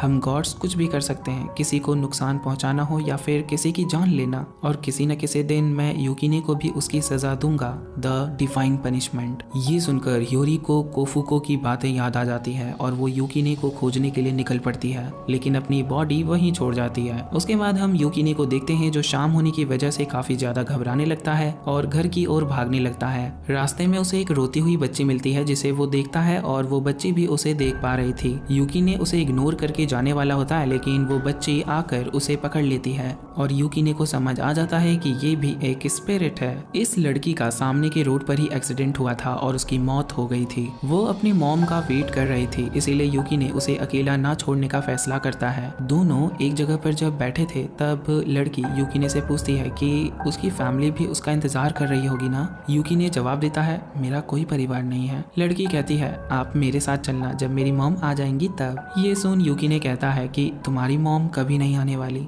और ये सुनकर लड़की वहाँ से चली जाती है। तब तक ह्योरी भी यूकीने को खोज लेती है। लड़की रोने लगती है और वहाँ बहुत सारे फैंटम्स अपीयर होने लगते हैं। फैंटम्स उस लड़की पर हावी होने लगते हैं और उसे पोजेस करने की कोशिश करने लगते हैं। ह्योरी उसे बॉर्डर लाइन के बारे में याद दिलाती है और यूकीने वहाँ एक लाइन बना देता है और लड़की को बचा लेता है लेकिन तब तक बहुत देर हो चुकी थी। फैंटम्स ने उस बच्ची को पोजेस कर लिया था और वो लड़की भी फैंटम बनने लगी थी। बॉर्डर लाइन भी गायब हो जाता है और वहाँ अंधेरा छाने लगता है, लेकिन सही वक्त पर आकर यातो उन दोनों को बचा लेता है। लड़की पूरी तरह से फैंटम बन चुकी थी। यूकीने यातो से हेल्प मांगता है उस लड़की को बचाने के लिए। यातो यूकीने को ब्लेड बनाकर उस फैंटम पर अटैक कर देता है, लेकिन वो उसे नहीं काट पाता क्योंकि यूकीने ऐसा नहीं चाहता था, वो तो उसकी जान बचाना चाहता था। तब यातो कहता है कि अब उसे बचाने का बस एक ही रास्ता है, हमें उसे मारना होगा क्योंकि उसकी सोल पूरी तरह से करप्ट हो चुकी है और उसे मारने के अलावा उसे बचाने का कोई रास्ता नहीं बचा है। यातो अटैक कर देता है और यूकीने अपनी आंखें बंद कर लेता है क्योंकि वो उस लड़की को मरते हुए नहीं देख सकता था और फाइनली यातो उस फैंटम का खात्मा कर देता है। उसके बाद हम लास्ट के सीन में उसी लेडी को देखते हैं जिसे पता चल जाता है कि यातो के पास भी एक रेगेलिया आ चुका है और वो यातो से मिलने के लिए बाद में हम सोते हुए यूकीने को देखते हैं। ह्योरी उसके लिए चाय नाश्ता रूम के बाहर रख देती है और यूकीने जब नाश्ता लेने के लिए आता है तब उसे फैंटम्स दिखाई पड़ते हैं जिन्हें देखकर उसे पिछले एपिसोड वाला इंसिडेंट याद आ जाता है। यूकीने अभी भी उस छोटी लड़की के मौत वाले इंसिडेंट से उभर नहीं सका था, वो इस वजह से घर छोड़कर भी भाग जाता है। यूकीने एक स्टोर के पास आकर पिछले इंसिडेंट के बारे में सोचने लगता है और यातो को जिम्मेदार ठहरा देता है कि उसने बिना मेरे मर्जी के मेरा इस्तेमाल किया। फिर वो स्केट बोर्ड को देखने लगता है। दूसरी तरफ हम यातो को देखते हैं जिसके गर्दन में जोर का दर्द होता है, मतलब कि यूकीने ने स्केट बोर्ड उड़ा लिया। फिर हम ह्योरी को देखते हैं जो यूकीने को यहाँ वहाँ खोज रही थी कि रास्ते में उसे अपने कुछ दोस्त मिल जाते हैं। ह्योरी उनसे भी पूछती है कि क्या तुमने किसी जैकेट पहने लड़के को देखा है जिसकी हाइट कुछ इतनी है और वो काफी छोटा भी है। अब इतना सुनकर उसके दोनों दोस्त अलग ही ख्याली पुलाव पकाने लगती हैं और उन्हें लगता है कि ये लड़का ह्योरी का बॉयफ्रेंड है, लेकिन ह्योरी समझाती है कि ऐसा कुछ भी नहीं है। थोड़ा सा बकलोली करने के बाद उसके दोनों दोस्त वहाँ से चले जाते हैं, वो भी ये बोलते हुए कि तुम हमें उसे मिलाना जरूर। ह्योरी भी मन में सोचती है कि मैं इन दोनों को यातो और यूकीने से जरूर मिलवाना चाहूंगी, लेकिन वो लोग अगले पल भूल जाएंगे। ऊपर से मैं यातो को ठीक से जानती भी नहीं। उसके बाद हम यूकीने को देखते हैं जिसने सच में उस स्टोर से स्केटबोर्ड उड़ा लिया था और वो मजे कर रहा था, लेकिन वहीं पर यातो आ जाता है और उससे स्केटबोर्ड के बारे में पूछता है। यूकीने यातो को कहता है कि उसे ये ह्योरी ने खरीद कर दिया है। यातो को शक हो जाता है और उसी वक्त वहाँ पर ह्योरी भी आ जाती है। यातो ह्योरी से स्केटबोर्ड के बारे में पूछता है। पहले तो ह्योरी हैरान हो जाती है, लेकिन जल्द ही मामला समझते हुए कह देती है कि हाँ, ये उसी ने खरीद कर दिया था। फिर शाम हो जाती है और यातो कहता है शाम ये एक सीमा रेखा की तरह है दिन और रात के बीच। जिन्हें रोशनी पसंद है वो अंधेरे से डरते हैं, लेकिन कुछ ऐसे भी जीव हैं जो इस अंधेरे में मिलकर चलते हैं। पहले के लोग कहा करते थे कि शाम का वक्त राक्षसों का होता है और इस वक्त शैतान आया करते हैं। यातो के इतना कहते ही वहाँ पर सच में एक शैतान आ जाती है जिसे हमने पिछले एपिसोड में ही देखा था।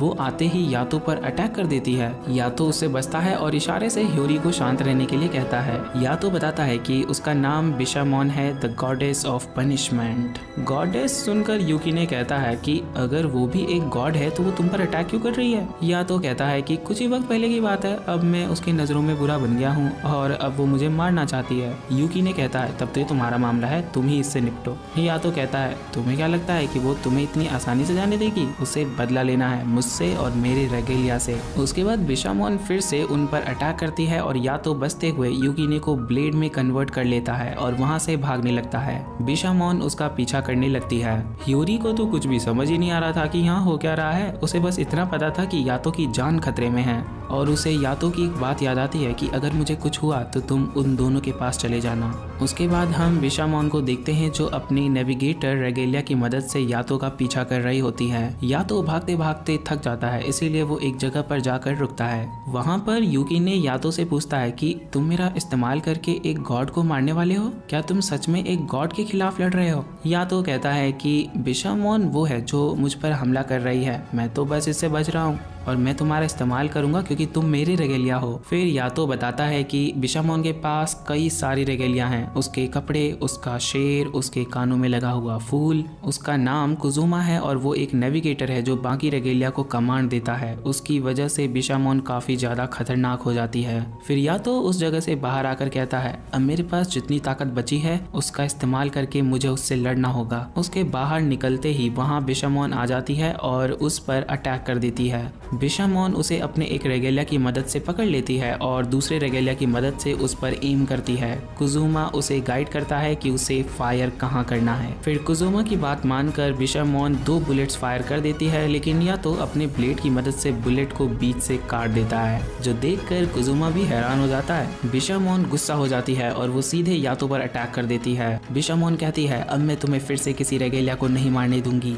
यूकी ने पूछने वाला होता है कि आखिर उसने रेगेलिया को क्यों मारा था, कि तभी यातो उस पर भड़कते हुए कहता है, मैंने तुम्हें कहा ना, तुम शांत रहो। बिशामोन फिर से फायर करती है, लेकिन इस बार यूकी ने कमजोर हो जाता है और बुलेट्स को नहीं काट पाता, इसीलिए यातो वहां से भागने लगता है। फिर हम ह्योरी को देखते हैं जो कुरो और कुफुको के पास आ जाती है उनसे हेल्प मांगने के लिए। जब उन दोनों को पता चलता है कि बिशामोन अभी भी यातो के पीछे पड़ी है तो वो हेल्प करने से मना कर देते हैं, क्योंकि ये उन दोनों के बीच की बात थी। यहाँ पर ह्योरी को मालूम पड़ता है कि यातो ने जिस रेगेलिया को बहुत पहले मारा था वो बिशामोन का रेगेलिया था, इसीलिए वो यातो से बदला लेने आई है। वो फिर भी उनसे हेल्प मांगती है और कहती है कि आप दोनों को यातो की मदद करनी ही होगी, उसी ने मुझे आपके पास भेजा है। यातो की इतना चिंता करते देख कोफुको उससे पूछती है, क्या तुम उसे पसंद करती हो, लेकिन ह्योरी मना कर देती है। तब कुरो पूछता है कि क्या वो तुम्हें ब्लैकमेल कर रहा है। तब ह्योरी कहती है कि नहीं, ऐसे कोई बात नहीं है। ह्योरी के शरीर के साथ जो हो रहा है उसकी वजह से वो यातो को बचाना चाहती है। फिर कोफुको मान जाती है और कहती है कि चढ़ावे के पैसे मैं तुमसे बाद में ले लूंगी। उसी वक्त ह्योरी भी अपने शरीर से बाहर आ जाती है और अपनी एक एबिलिटी का यूज करके वो पता लगा लेती है कि यातो कहाँ है। असल में उसे यातो की स्मेल अच्छे से याद थी और उसी के जरिए वो यातो की तरफ बढ़ने लगती है। दूसरी तरफ हम यातो को देखते हैं जो बिशामोन से बसते बसते एक जंगल में आ चुका था। वहाँ पर यूकी ने पूछता है कि आखिर तुमने उसके रेगेलिया को क्यों मारा था, आज उसी के वजह से वो तुम्हारे पीछे है। यातो इसका ठीक से जवाब नहीं देता है और वो कहता है, मैं बस उसे मारना चाहता था और कुछ भी नहीं। यूकी ने कहता है, तो तुम्हारे लिए इतना आसान था, अगर मुझसे कोई गलती हुई या फिर मैं किसी काम का ना रहा तो तुम मुझे भी मार दोगे। फिर यूकी ने अपने मन में सोचता है, इसके पास पहले से एक रेगेलिया नोरा है। ये सोचकर यूकी ने को काफी गुस्सा आता है और यातो भी इसे महसूस कर पाता है। यातो उसे डांटने लगता है कि बच्चों जैसी हरकतें मत करो, अब बड़े हो जाओ। फिर उन दोनों में बहस चालू हो जाती है, लेकिन उसी बीच वहाँ पर पेड़ों को चीरते हुए बिशामोन आ पहुँचती है। उसे देख यातो लड़ने के लिए तैयार हो जाता है, लेकिन यातो की हालत काफी खराब थी और साथ में यूकीने की भी। बिशामोन का एक सीधा हमला यूकीने को चीर कर रख सकती है। बिशामोन उस पर अटैक करती है और यातो भी तैयार हो जाता है, लेकिन तभी वहाँ उड़ते हुए कोफुको आ पहुँचती है और कुरो का इस्तेमाल करके वहाँ एक पोर्टल ओपन कर देती है, जिसके अंदर से बहुत सारे फैंटम्स बाहर आने लगते हैं और यही कुरो की एबिलिटी थी उसके रेगेलिया के तौर पर। कुजामा बिशामोन को पीछे हटने के लिए कहता है, लेकिन वो अपने लाइन वाले रेगेलिया को यातो के पीछे भेज देती है और वो यातो को जकड़ लेता है। यातो काफी मुसीबत में था, तभी वहाँ पर नोरा आ जाती है और वो उस लाइन को दूर कर देती है। यातो भी उस पर अटैक करके उसे जख्मी कर देता है। अब कुजुमा बिशामोन से कहने लगता है कि अभी इन्हें पीछे हट जाना चाहिए। बिशामोन पीछे तो नहीं हटना चाहती थी, लेकिन परिस्थितियों को देखकर उसे पीछे हटना ही पड़ता है। बिशामोन यातो को चेतावनी देती है, मैं आज तो तुम्हें कोफुको की वजह से छोड़ रही हूँ, लेकिन तैयार रहना, मैं तुम्हें मारे बिना चैन से नहीं बैठूंगी। फिर बिशामोन वहाँ से जाने लगती है। यातो देखता है कि ह्योरी भी वहाँ पर थी। वो ह्योरी को सावधान करता है कि गलती से भी मेरा नाम मत लेना, कि हमें उनको ये पता लगने नहीं देना है कि तुम्हारा और मेरा कोई नाता है, नहीं तो वो तुम्हें भी मार डालेगी। उसके बाद ये सारे लोग वहाँ से चले जाते हैं एंड लास्ट में हम देखते हैं ह्योरी डिनर कर रही होती है। यूकी ने बिना डिनर किए ही सो गया था और यातो अपने गर्दन पर लगे दाग को धोने की कोशिश कर रहा होता है, जो एक तरह की अपवित्रता थी। अगर उसे साफ नहीं किया गया तो वो पूरे शरीर में फैल जाएगा। पिछली बार तो ये पानी से धुल गया था, लेकिन इस बार ये साफ नहीं हो रहा था। या तो परेशान था कि अगर उसके और यूकीने के बीच सब कुछ ऐसा ही चलता रहा तो कुछ भी ठीक नहीं होगा। तभी वहाँ नोरा आ जाती है और कहती है, तुम्हें परेशान होने की जरूरत नहीं है, तुम अभी भी मेरा इस्तेमाल कर सकते हो। और हम उनको देखते हैं जो बात ले रही होती है। वो अपने रेगेलिया कुजुमा को अपने पास बुलाती है। कुजुमा आकर उसे बताने लगता है, पोर्टल में से जितने भी फैंटम आए थे उन्हें खत्म करने का काम जोरों शोरों पर चालू है और कुछ ही वक्त में सब कुछ पहले जैसा हो जाएगा। बिशामोन कहती है, मुझे इस चीज के बारे में नहीं जानना, मुझे ये बताओ कि तुम्हें यातो का कुछ पता चला कि नहीं। कुजुमा इसका जवाब नहीं देता। अभी तक वो बिशामोन से काफ़ी फॉर्मली एक रेगेलिया की तरह बात कर रहा था, लेकिन आसपास किसी और को ना देखकर वो बिशामोन को वीणा कहकर पुकारता है। कुजुमा पहले तो कहता है कि तुम्हें अपने बालों को इस तरह से गीला नहीं छोड़ना चाहिए, तुम्हें ठंड लग सकती है। फिर वो कहता है कि मुझे तुमसे बस एक सवाल पूछना है, पिछली लड़ाई के दौरान आखिर तुम क्या कर रही थी। अपने बदले के चक्कर में तुम सभी रेगेलिया की जान खतरे में डालने वाली थी और अभी भी तुम यादों के पीछे पड़ी हुई हो। तुम अपनी जिम्मेदारियां भूल रही हो। ये सब सुन बिशामोन वहां से उठती है और कहती है, मैं अपनी गलती मानती हूँ और अभी सबसे पहले हमें उस पोर्टल को बंद करना होगा और ये हमारी फर्स्ट प्रायोरिटी होगी अभी के लिए, मतलब कि कुछ वक्त के लिए या तो अभी सेफ है। फिर बिशामोन एक एक करके अपने सभी रेगेलिया को तैयार करती है और उसके पास टोटल 8 रेगेलिया थे। उसके बाद हम ह्योरी को देखते हैं जो यूकिने के लिए ब्रेकफास्ट लेकर जाती है, लेकिन वो देखती है कि वहाँ यूकिने है ही नहीं। उसके जगह या तो मस्त चिप्स खाए जा रहा था। उसे देखकर ह्योरी काफी हैरान हो जाती है और पूछती है कि यूकिने कहाँ गया। या तो बताता है कि वो तेंजिन के पास गया है। फिर ह्योरी भी यूकिने को खोजते हुए तेंजिन के पास आ जाती है। तेंजिन से उसे पता चलता है कि वहाँ पर यूकिने सुबह आया था। वो मेरे लिए काम करना चाहता था और मेरा रेगेलिया बनना चाहता था, लेकिन मैंने उसे काम पर नहीं रखा क्योंकि अभी उसका मास्टर या तो है और अगर मैं उसे अपने पास काम पर रख लेता तो वो नोरा बन जाता। नोरा सुनकर ह्योरी तेंजिन से नोरा के बारे में पूछती है कि आखिर ये है क्या, मैं तो अब तक इसे बस नाम समझ रही थी। तब तेंजिन बताता है कि नोरा नाम नहीं है, ये रेगेलिया के लिए अपने आप में एक अभिशाप है। जब एक रेगेलिया अपने मास्टर के होते हुए किसी और मास्टर के ऑर्डर को फॉलो करता है और उसके लिए भी काम करता है, तब वो रेगेलिया नोरा कहलाता है, मतलब कि उस रेगेलिया ने अपने मास्टर को धोखा दिया है। ये सुन ह्योरी यातो के नोरा को याद करती है जिसके शरीर पर बहुत सारे नाम थे, मतलब कि उसके बहुत सारे मास्टर्स थे। ह्योरी उनसे उस नोरा के बारे में भी पूछती है, लेकिन तेंजिन कुछ बताए बिना ही वहां से चला जाता है। उसके बाद हम यातो को देखते हैं जो अभी भी इस अभिशाप को मिटाने की कोशिश कर रहा है और वहीं पर वो पिछली रात की बात को याद करता है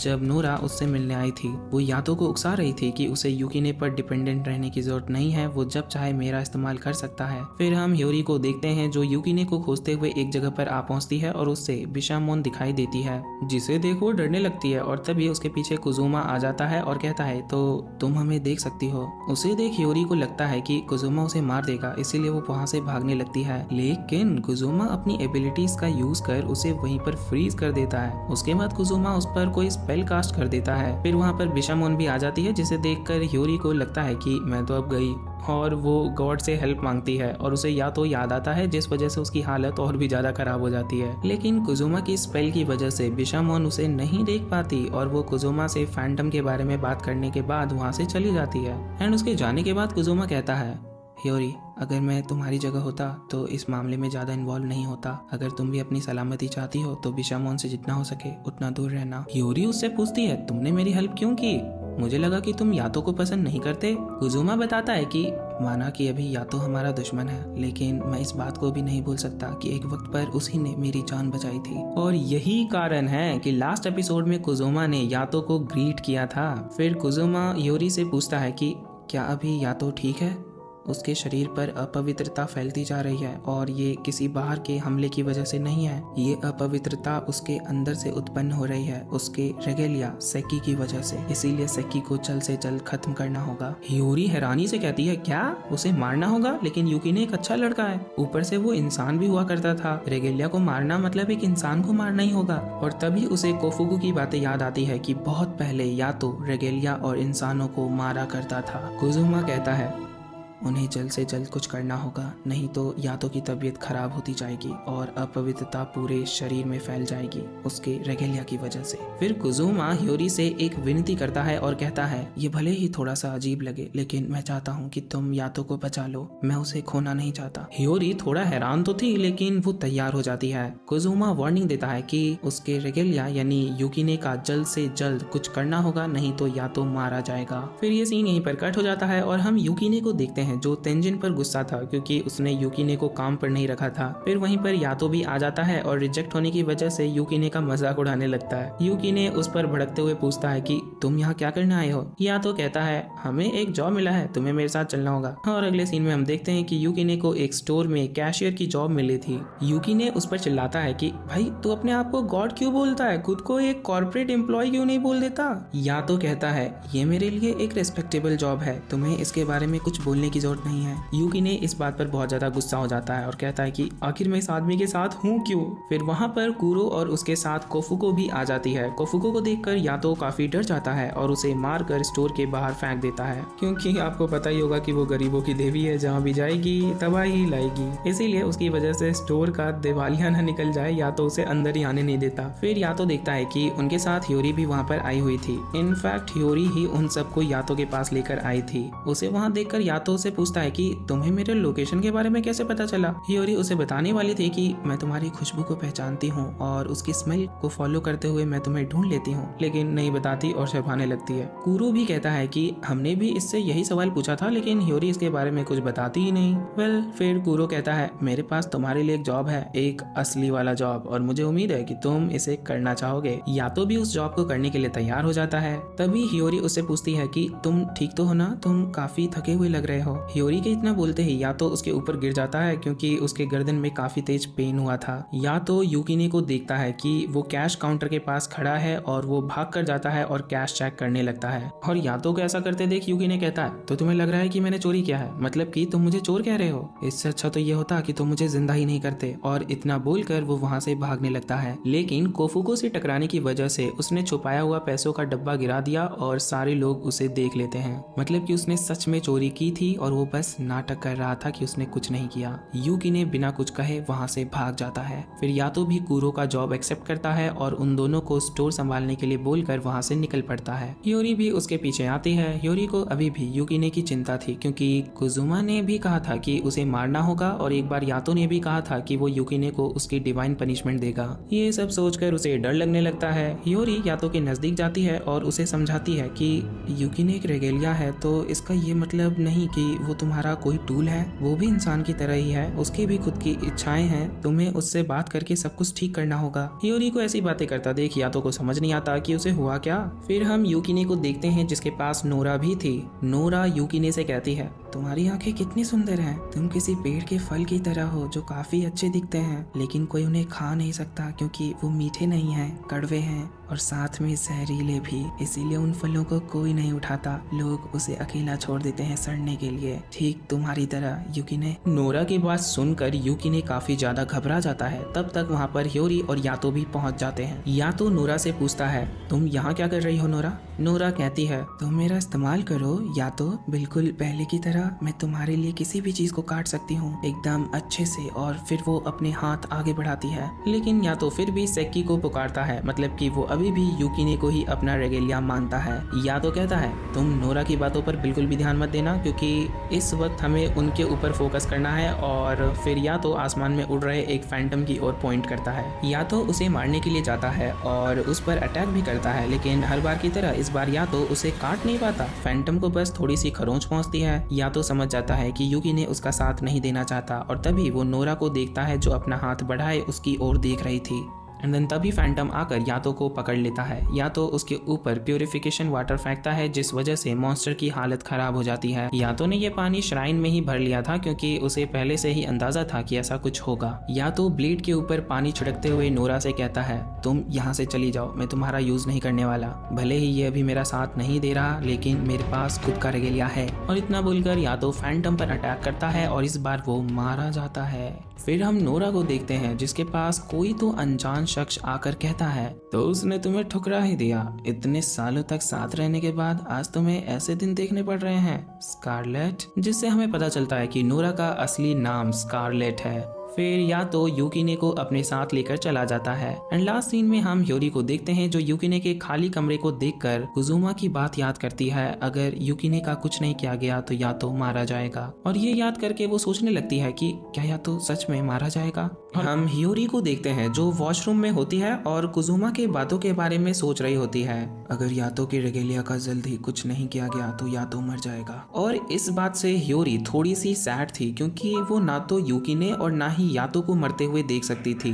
अब वो यातो के बारे में सोच ही रही थी कि वहाँ पर यातो महाराज प्रकट हो जाते हैं एंड उसे वहाँ देखकर ह्योरी को लगता है कि ये बेशर्म फीमेल वॉशरूम में लड़कियों को ताड़ने के लिए आया है, इसीलिए ह्योरी उसे पीटने लगती है। अब यातो उसे कुछ समझा पाता कि वहाँ यूकीने भी आ जाता है और उसे देख ह्योरी और भी ज्यादा गुस्सा हो जाती है एंड दोनों को पीटने लगती है। दोनों को पीटने के बाद यातो से पूछती है कि तुम गर्ल्स वॉशरूम में आखिर कर क्या रहे हो। यातो कहता है वो अपने जॉब के सिलसिले में यहाँ पर आया है। ह्योरी कहती है गर्ल्स वॉशरूम में तुम्हें कौन सा क्लाइंट मिलने वाला है। ये सुनते ही यातो उसे दिखाता है अपना क्लाइंट मानाबू, जो कि वहीं पर एक टॉयलेट में छुपा हुआ था और उसे देखकर तो ह्योरी एकदम ही हैरान हो जाती है। फिर मानाबू को पीटने के बाद ह्योरी कहती है तुम लोगों को शर्म नहीं आती लड़कियों के बाथरूम में झांकते हुए।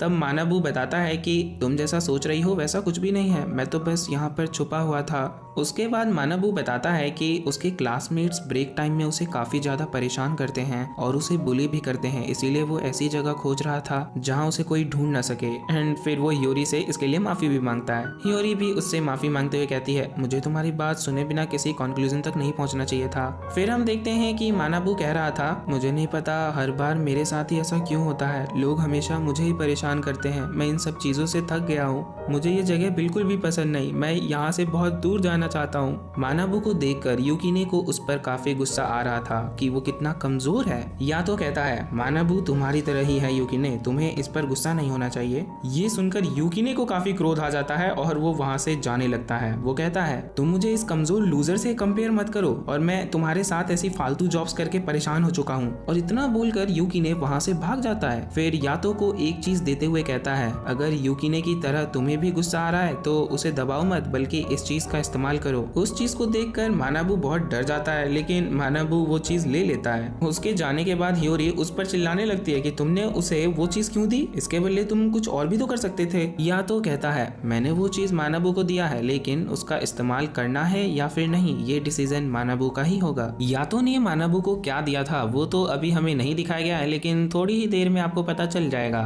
उसके बाद हम यूकीने को देखते हैं जो घूमते घूमते एक खाली पड़े क्लासरूम में आ जाता है। वहाँ यूकीने एक स्टूडेंट की यूनिफॉर्म पहनते हुए कहता है अगर मैं जिंदा होता तो मैं भी ये यूनिफॉर्म पहनकर स्कूल जाता। यूकीने एक स्टूडेंट की तरह एक्ट करने लगता है और वो वहीं पर एक स्टूडेंट का होमवर्क भी कर देता है। कुछ देर बाद क्लास के सारे बच्चे वापस आ जाते हैं और उन्हें देखकर यूकीने वहीं छिप जाता है, लेकिन फिर उसे याद आता है कि उसे तो कोई देख ही नहीं सकता। यूकीने देखता है कि सारे बच्चे उसी के एज के थे, वो सारे लोग एक साथ मजे कर रहे थे, बातें कर रहे थे और गेम्स खेल रहे थे। यूकीने को भी ऐसी ही लाइफ चाहिए थी। दूसरी तरफ हम मानाबू को देखते हैं जहाँ कुछ बच्चों ने उसकी यूनिफॉर्म कचरे में फेंक दी थी और वो ऐसी लाइफ से तंग आ चुका था। मानाबू और यूकीने दोनों साथ में कहते हैं मेरे साथ ही हमेशा ऐसा क्यों होता है। और फिर यहाँ पर हम लाइफ की वैल्यू को समझ पाते हैं। जो जिंदा है वो छोटी चीजों से परेशान होते हुए अपनी खुशियों को इग्नोर करता है और सोचता है कि ये जिंदगी कितनी बेकार है। दूसरी तरफ यूकीने जो अपनी जिंदगी खो चुका है, उसे हर छोटी चीज में खुशियां दिख रही थी। इसीलिए आपके पास जो है उसकी वैल्यू करना सीखो, उसे खोने के बाद वैसे भी आपको पछताना ही है। स्टोरी कंटिन्यू होती है और मानाबू के पास एक फैंटम आ जाता है जो उसे मैनिपुलेट करने लगता है। फैंटम कहता है अगर तुम्हें वो लोग पसंद नहीं है तो तुम उन्हें मार दो या फिर खुद मर जाओ। अगले सीन में हम बिशामोन को देखते हैं जो अपनी रेगेलिया की फौज को लेकर कोफुको से मिलने आई थी। पिछली बार कोफुको की वजह से जो वेंट ओपन हुआ था उनमें से आए सारे फैंटम्स को बिशामोन ने मार दिया और वो कोफुको के पास इसीलिए आई है ताकि वो प्रिडिक्ट कर सके कि अगला वेंट कहाँ ओपन होगा। ये एक जुए की तरह है, कोफुको रैंडमली मार्क करती है और वेंट वहीं ओपन हो जाता है। इसीलिए बिशामोन उसके पास से मार्किंग लेने आई थी। बिशामोन कोफुको से यातो के बारे में भी पूछती है। कोफुको कहती है कि काफी वक्त से यातो से वो मिली नहीं। बिशामोन कहती है मुझे उम्मीद है कि ये सारे इवेंट्स तुम जानबूझकर ओपन नहीं कर रही होगी ताकि फैंटम्स की वजह से मैं डिस्ट्रैक्ट होती रहूं और यातो को छोड़ दूं। तुम्हें मेरे और यातो का पास्ट पता होना चाहिए और मैं उसे नहीं छोड़ने वाली। कोफुको भी बड़े स्वैग में कहती है तुम्हारे पास्ट से मुझे कोई लेना देना नहीं है, अगर यातो को कुछ हुआ तो तुम एक बड़े तूफान के लिए तैयार रहना।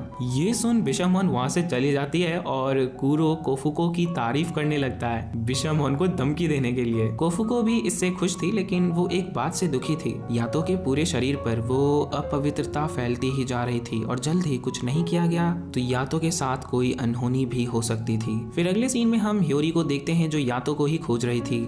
उसे यातो एक कमरे में दिख जाता है जो सो रहा था एंड यातो को देखकर उसे कुजुमा की बात याद आ जाती है। अगर उसके घावों को जल्द ठीक नहीं किया गया तो वो पूरे शरीर में फैल जाएगा। इसीलिए ह्योरी उसके घाव को देखने का सोचती है और वो देखने भी जाती है, लेकिन साइमल्टेनियसली यातो भी जाग गया था और ह्योरी को ये बात थोड़ी देर से पता चलती है जब यातो कहता है तुम ये क्या कर रही हो, और उसे जगा हुआ देख ह्योरी काफी घबरा जाती है और उसे काफी जोर का एक पंच करती है और कहने लगती है मैं कुछ गंदा नहीं कर रही थी, मैं तो बस चेक कर रही थी। यातो कहता है तुम पागल हो। फिर ह्योरी बात घुमाते हुए कहती है यूकीने कहाँ है। यूकीने का नाम सुनकर यातो सीरियस होते हुए कहता है यूकीने अभी काफी डिफिकल्ट एज से गुजर रहा है और सबसे बेकार बात यह है कि यूकीने हमेशा के लिए इस एज में रहने वाला है। ऐसा समझो यूकीने एक तूफान की तरह है। फिर हम यूकीने को देखते हैं जो बच्चों को खेलता हुआ देख रहा था और उन्हें देख यूकीने को काफी गुस्सा आता है और इस वजह से यातो को दर्द होता है। फिर हम मानबू को देखते हैं जिसके सामने वही लड़का था जो हमेशा उसे परेशान किया करता था। मानबू उसे एक नाइफ देता है और यहाँ हमें पता चलता है कि यही वो चीज थी जो यातो ने मानबू को दिया था।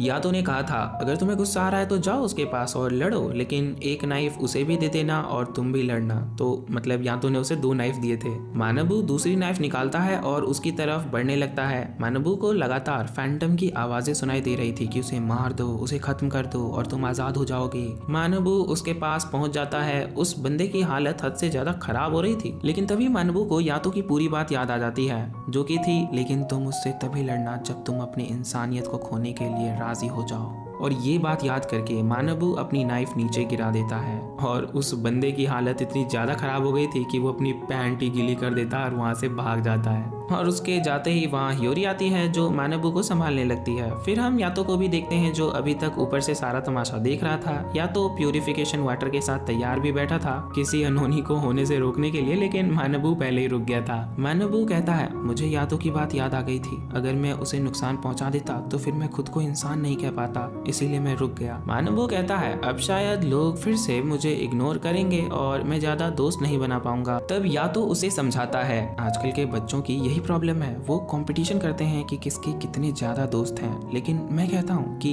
एक दोस्त ही बहुत है, क्वांटिटी नहीं क्वालिटी मैटर करती है। तुम किसी एक स्पेशल को खोजो जो 100 के बराबर हो। और उसके बाद मानबू वहां से चला जाता है। फिर यातो की तबीयत बिगड़ने लगती है और हम यूकीने को देखते हैं जो रो रहा था। यूकीने को ये समझ आ चुका था कि उसे कोई नहीं देख सकता और वो कभी कोई दोस्त नहीं बना पाएगा और इस बात से फ्रस्ट्रेट होकर वो रोने लगता है। फिर हम यातो को देखते हैं जो कह रहा था यूकीने तुमने ये रियलाइज कर ही लिया, तुम्हें जो चाहिए वो पैसा नहीं है, तुम्हें उससे भी बढ़कर एक चीज चाहिए जो तुम्हें कभी नहीं मिलने वाली, लेकिन इसके बाद भी तुम्हें लाइन क्रॉस नहीं करना है। पर हम यूकीने को देखते हैं जो गुस्से में एक बैट उठाकर स्कूल के खिड़कियों को तोड़ने लगता है और इस वजह से यातो जमीन पर गिर जाता है। ह्योरी देखती है उसके घाव और भी तेजी से उसके शरीर पर फैलने लगे थे। ह्योरी को समझ नहीं आ रहा था कि वो क्या करे और फिर उसे यातो की वही बात याद आती है, अगर मुझे कुछ हुआ तो तुम इन दोनों के पास चली आना। एंड ह्योरी अपने शरीर से बाहर आती है और जैसे ही वो यातो को टच करती है वो अपवित्रता उसके शरीर पर भी फैलने लगती है।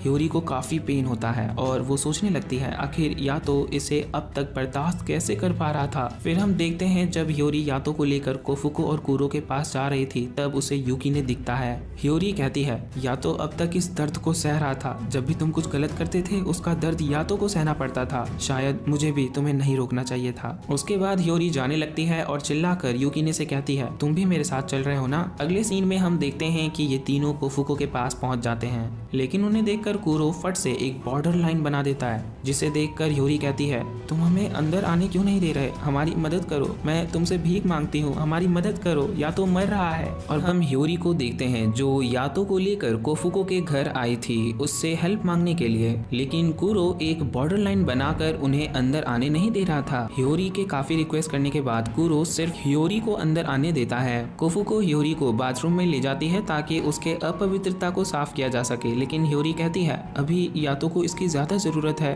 कोफुको बताती है अब बहुत देर हो चुकी है, यातो की अपवित्रता प्यूरिफिकेशन वाटर से साफ नहीं होने वाली है, अगर जल्द से जल्द यूकीने को पनिश नहीं किया गया तो यातो मारा जाएगा। फिर आगे कुरो ह्योरी को बताता है अब यूकीने का एवोल्यूशन होने वाला है, मतलब कि उसके पाप को साफ किया जाने वाला है और इसके लिए उन्हें 3 रेगेलिया की जरूरत लगने वाली थी।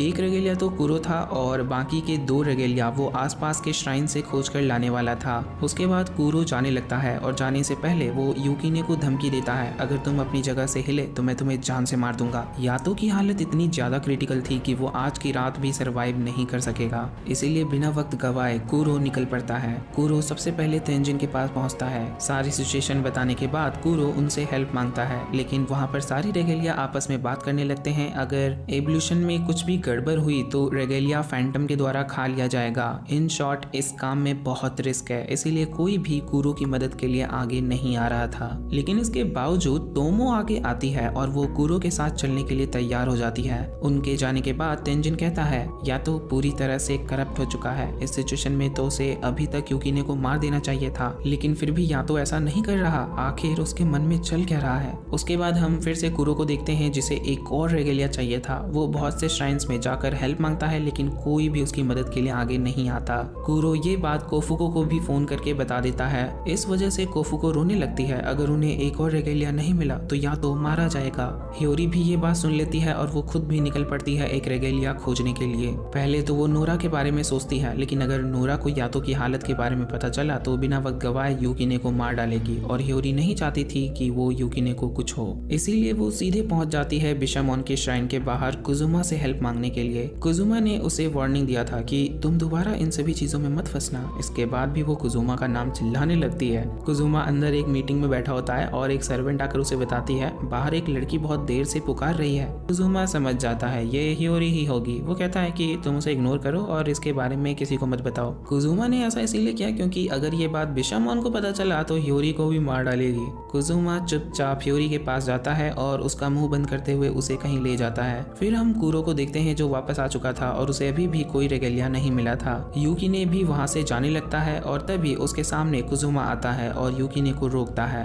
कुजुमा को वहां देखकर कुरो घबरा जाता है कि ये यहाँ क्या कर रहा है। ऐसा इसीलिए क्योंकि कुजुमा यातो के एनिमी टीम का मेंबर था। कुजुमा कहता है मैं भले ही यातो के दुश्मन का साथी हूँ, लेकिन मैं यातो का कर्जदार भी हूँ, इसीलिए मैं अभी उसकी मदद करने के लिए आया हूँ। कुजुमा यातो की हालत देखता है जो बहुत ज्यादा खराब थी। कुजुमा यातो से कहता है तुम्हें जल्द से जल्द यूकिने को बैनिश कर देना चाहिए, लेकिन यातो ऐसा करने से मना कर देता है। कुरो कहता है हम सब काफी समय से यातो को ऐसा करने के लिए कह रहे हैं, लेकिन वो हमारी बात नहीं सुन रहा, इसीलिए एवोल्यूशन ही एक आखिरी रास्ता है। एवोल्यूशन सुनकर कुजुमा यूकिने से पूछता है तुमने ऐसा क्या गलत किया है जो बात एवोल्यूशन तक आ पहुंची। उम्मीद है तुम्हें अपनी गलती का पछतावा भी होगा। लेकिन यूकिने साफ मुकर जाता है कि उसने कोई गलती नहीं की है और उसे कोई पछतावा नहीं है। जो सुन कुरो कहता है तुम अपनी शर्ट निकालो। यूकिने जब अपनी शर्ट निकालता है तो सबको पता चलता है कि उसका पाप इतना बढ़ चुका था कि अब वो खुद भी एक फैंटम में बदलने लगा था और इसी की सजा यातो को मिल रही थी।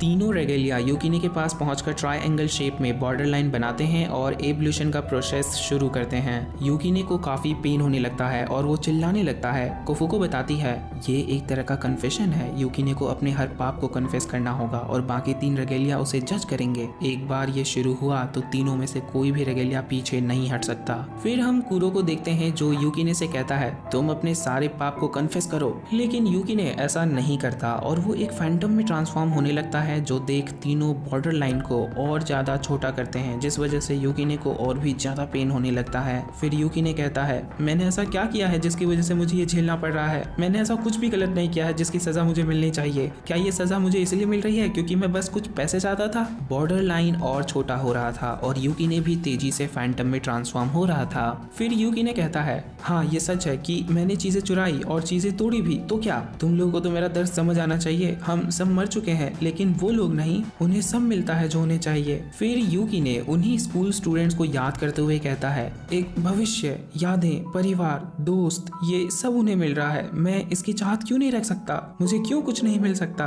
फिर यूकिने एकदम शांत हो जाता है और कहता है क्या मैं सच में एकदम अकेला हूँ, मेरे पास कुछ भी नहीं है, कुछ भी नहीं। फिर यूकिने को नोरा की बातें याद आती है। तुम ऐसे पेड़ के फल हो जो दिखने में सुंदर है लेकिन उन्हें कोई खाना नहीं चाहता। ऐसा फल जो मीठा नहीं कड़वा है और जहरीला भी। उस फल से किसी को कुछ नहीं मिलने वाला, वो एकदम बेकार है। कोई भी उन्हें उठाने की हिम्मत नहीं करता, इसीलिए उन्हें अकेला छोड़ दिया गया है सड़ने के लिए और मरने के लिए। बेचारा यूकिने।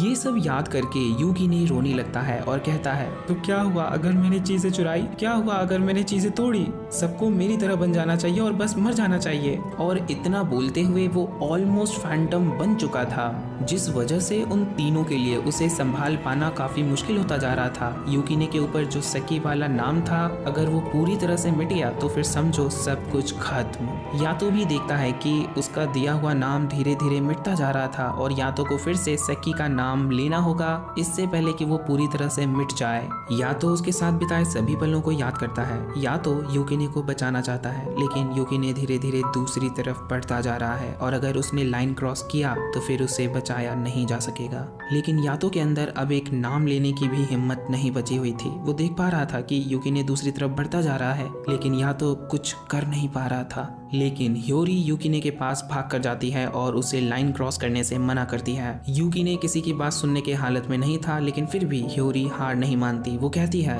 तुम्हें घबराने की जरूरत नहीं है, या तो अभी भी तुम्हारे लिए यहाँ पर है। ह्योरी उसे समझाती है, या तो तुम्हारी इतनी चिंता करता है जितना एक बाप अपने बेटे के लिए। और ये सुन यूकिने रुक जाता है। ह्योरी आगे कहती है, तुम उसे कितनी बार भी धोखा देते रहे और उसे हर्ट करते रहे, लेकिन यातो ने पलटकर कुछ नहीं कहा। वो बस सब कुछ सहता रहा। लेकिन इन सब के बाद भी तुम यातो जैसे इंसान के साथ ऐसा कर रहे हो। अगर तुम नहीं रुके तो आज के बाद से मैं तुम्हारी दोस्त नहीं रहूंगी। दोस्त सुनते ही यूकिने रोने लगता है और तभी यातो भी हिम्मत करके यूकिने से कहता है, ये सच है कि तुम अब इंसानों की दुनिया में किसी से भी नॉर्मली इंटरेक्ट नहीं कर सकते, लेकिन इसके बाद भी मैंने तुम्हें एक इंसान का नाम दिया है, इसीलिए तुम एक इंसान की तरह जियो। यूकिने। ये सुन यूकिने रोने लगता है और यातो का दिया हुआ नाम सेक्की भी चमकने लगता है। फिर यूकिने सबसे माफी मांगने लगता है और कहता है कि मुझे माफ कर दो, आज यातो की ये हालत मेरी वजह से है। मैंने पैसे भी चुराए और उस रात ह्योरी के साथ भी गलत करने वाला था। मैंने स्केटबोर्ड चुराया और खिड़कियां भी तोड़ी। मैं बहुत झूठ भी बोला। अब मैं ये सब दोबारा नहीं करूंगा, मुझे माफ कर दो, मैं सच में शर्मिंदा हूँ। ये सब बोलते हुए यूकिने काफी जोर जोर से रोने लगता है। फिर अंत में सब कुछ ठीक हो जाता है और हमें सुबह का सीन दिखाया जाता है जहाँ कोफुको दोनों को चेक करती है और दोनों ठीक हो चुके थे। यूकिने कहता है, उस वक्त मुझे ऐसा लग रहा था कि मैं मर ही जाऊंगा। तब कोफुको कहती है, लेकिन तुम तो पहले से ही मरे हुए हो। फिर हम उन तीनों रेगेलिया को देखते हैं जिनकी हालत काफी खराब हो चुकी थी। या तो उन सब का शुक्रिया अदा करता है और कहता है, मुझे नहीं लगा था कि तुम सब और ह्योरी को इतनी तकलीफों का सामना करना पड़ेगा। फिर या तो यूकिने के साथ उन सब से माफी मांगता है एंड देन या तो अपने मन में कहता है, अगर ह्योरी नहीं होती तो शायद मैं उस स्कूल में ही मर जाता। अगर वो नोरा को बुला लेती तो शायद यूकिने मर जाता। आज उसी की वजह से हम दोनों जिंदा हैं। और या तो उसे देख रहा होता है तभी ह्योरी उन दोनों को गले से लगा लेती है और कहने लगती है, मुझे खुशी है कि तुम दोनों ठीक हो। और फिर ये तीनों रोने लगते हैं और उन्हें रोता देख कुरो भी रोने लगता है। यूकिने को देखते हैं जो कोफुको के घर की सफाई कर रहा था। फिर वो कुरो के साथ उसके रेस्टोरेंट में काम कर रहा था और तभी उससे मिलने के लिए ह्योरी आती है। पिछले एपिसोड वाले इंसिडेंट के बाद से यूकिने कुरो के पास पार्ट टाइम जॉब करने लगा था ताकि यूकिने ने जो पैसे स्टोर से चुराए थे उन्हें वो वापस कर सके। ये बात यूकिने ह्योरी को बता रहा था और यातो भी इसे सुन लेता है और उसके आंखों से आंसू आ जाते हैं। यूकिने भी उसे नोटिस कर लेता है और उसकी ओर पॉइंट करते हुए कहता है, मेरे काम करने का कारण ये भी है कि या तो या मुझे दोनों में से किसी एक को तो पैसे कमाने ही पड़ेंगे। और ये सब सुनकर यातो को एक झटका लगता है क्योंकि दूसरे शब्दों में यूकिने उसे निकम्मा कह रहा था। फिर कुरो ह्योरी को बताता है, यूकिने तुम्हारी पुरानी स्कूल बुक्स मांग रहा था क्योंकि यूकिने भी वो सारी चीजें करना चाहता है जो एक हाई स्कूल स्टूडेंट करता है। एंड यूकिने भी कहता है, वैसे भी तुम उन्हें फेंकने ही वाली थी, इससे अच्छा मुझे दे दो। ये सुनकर ह्योरी भी रोने लगती है और कहती है, तुम मेरी सारी बुक्स ले सकते हो। तब तक यातो भी वहाँ आ चुका था और वो भी ह्योरी के साथ रोने लगता है। दोनों यूकिने से काफी इम्प्रेस थे। फिर वहाँ पर कोफुको भी आ जाती है और उन्हें याद दिलाती है कि मेरे पैसे तुमने अभी तक दिए नहीं है। कोफुको कहती है, मैंने तुम्हारी मदद की, इसके बदले तुम्हें मुझे इतने पैसे देने हैं। और वो 5 उंगलियां दिखाती है जो देख ह्योरी को याद आता है कि कोफुको को एक गॉड है और उसे 5 येन चढ़ावे के तौर पर देने होंगे। तब कोफुको कहती है, 5 येन नहीं बल्कि 5 मिलियन, और मैंने तुम्हारी 2 बार मदद की थी इसीलिए तुम्हें 10 मिलियन येन देने होंगे। जो सुन ह्योरी की हालत खराब हो जाती है। तब यातो बीच में बोलता है, कोफुको तुम ऐसा नहीं कर सकती, कम से कम तुम्हें एक स्टूडेंट डिस्काउंट तो देना चाहिए। तब कोफुको कहती है, चलो ठीक है 1 मिलियन ही दे दो। फिर यातो कहने लगता है, देखा मैंने सीधे 90% डिस्काउंट दिलवा दिया। और यातो खुश होने लगता है लेकिन ह्योरी का दिमाग खराब होता है और वो यातो को पटक कर कहती है, अब तक तुमने मेरी प्रॉब्लम ठीक नहीं की है, ऊपर से तुम सारे पैसे मुझे देने के लिए कह रहे हो। और इनके लड़ाई की आवाज गार्डन में बैठे कुरो तक पहुंच रही थी। उसके बाद नेक्स्ट सीन में हम देखते हैं यातो अपनी गैंग के साथ टेंजिन के पास जाता है और तोमोने को को भेजने के लिए उसका शुक्रिया अदा करता है। तोमोने यातो से पूछती है, तुमने अपनी हालत उतनी खराब होने ही क्यों दी थी? तुम्हें पहले ही यूकीने को अलग कर देना चाहिए था, तुम्हें इतना दर्द नहीं सहना पड़ता। यातो कहता है, यूकीने कुछ अलग था, उसमें कुछ ऐसी बात थी जिस वजह से मैं उसे खोना नहीं चाहता था, और ऊपर से मैं चाहता था कि यूकीने को अपनी गलती का पछतावा हो, इसीलिए मैंने अपनी हालत उतनी खराब होने दी थी। उसके बाद तेंजिन और यातो आपस में किसी बात पर बहस करने लगते हैं, इसलिए तोमोने ह्योरी और यूकीने दोनों को अपने साथ लेकर जाती है। तोमोने उन्हें बताती है कि तेंजिन ने एक रेगेलिया को निकाल दिया है क्योंकि वो भी करप्ट हो चुकी थी। वो बताती है यूकीने को जो हुआ था वो काफी कॉन्टेजियस था, उसके बारे में सिर्फ सुनने या देखने से ही रेगेलिया करप्ट हो सकता है। यूकीने इसके लिए माफी मांगता है। तोमोने कहती है, तुम्हें माफी मांगने की जरूरत नहीं है, ये तो होना ही था और वो हो चुका, इसके बारे में भूल जाओ, वरना तुम यातो के लिए फिर से मुसीबत खड़ी कर सकते हो। तोमोने कहती है, वैसे भी मैं तुम्हारे दर्द को समझ सकती हूँ, एक रेगेलिया होना आसान नहीं है, एक छोटी से छोटी गलती भी हमें करप्ट कर सकती है क्योंकि हम हमेशा फैंटम से घिरे हुए होते हैं, कब इमोशंस हम पर हावी हो जाएंगे इसका हमें भी पता नहीं चलेगा। तोमोने आगे कहती है, भले ही यातो ने तुम्हें छोड़ने से मना कर दिया है, लेकिन इसके बावजूद तुम्हें कसम खानी होगी कि तुम हमेशा अपने मास्टर की रक्षा करोगे, और यूकीने भी इस चीज के लिए तैयार था। उसके बाद हम यातो को देखते हैं जो तेंजिन से कहता है, एक्सीडेंट के बाद से अक्सर ह्योरी की स्पिरिट उसकी बॉडी से बाहर आ जाती है और मैंने उसे वादा किया है कि मैं उसकी हेल्प करूंगा इसे ठीक करने में, लेकिन मुझे थोड़ा भी आइडिया नहीं है कि मैं उसे कैसे ठीक करूं, इसीलिए मैं अभी तक उसे टाल रहा था, लेकिन अब उसने मेरी जान बचाई है, इसीलिए मैं सोच रहा हूँ कि उसकी मदद करूँ। और भाई यातो की इस बात से हम समझ पाते हैं कि वो कितना बड़ा कमीना है। सेम बात तेंजिन भी कहता है, यातो तुम और कितना गिरोगे? फिर तेंजिन उसे सजेस्ट करता है, ह्योरी को ठीक करने के लिए तुम्हें खुद के और ह्योरी के बीच के बंधनों को काट देना चाहिए। ये सुन यातो शॉक हो जाता है। तेंजिन आगे कहता है, हो सकता है तुम्हारे साथ का कनेक्शन ह्योरी को हमारी वर्ल्ड की ओर खींच रही हो, तुम्हें उन कनेक्शन को काट कर देखना चाहिए, शायद कुछ असर पड़े। इतना बोलकर तेंजिन वहाँ से चला जाता है और यातो बस उसे देखता रह जाता है, वो कुछ बोल ही नहीं पाता। उसके बाद हम ह्योरी को उसके दोस्तों के साथ देखते हैं। नया साल आने वाला था, इसीलिए ये तीनों श्राइन विजिट का प्लान बना रहे थे। वहीं पर ह्योरी को एक गॉड रोबू सामा के बारे में पता चलता है जो आजकल काफी चर्चे में है। अगर हम उस गॉड को किसी ऐसे इंसान का नाम बताते हैं जिसे हम गायब करना चाहते हैं, तब वो गॉड उसे सच में गायब कर देता है। उसके बाद हम अगले सीन में कोफुको के घर का सीन देखते हैं जहाँ पर ह्योरी यूकीने को पढ़ा रही होती है। दोनों काफी मेहनत कर रहे थे, इसीलिए कुरो इनके लिए स्नैक्स लाता है, लेकिन कुरो देखता है कि स्नैक्स के इंतजार तो यातो कर रहा था।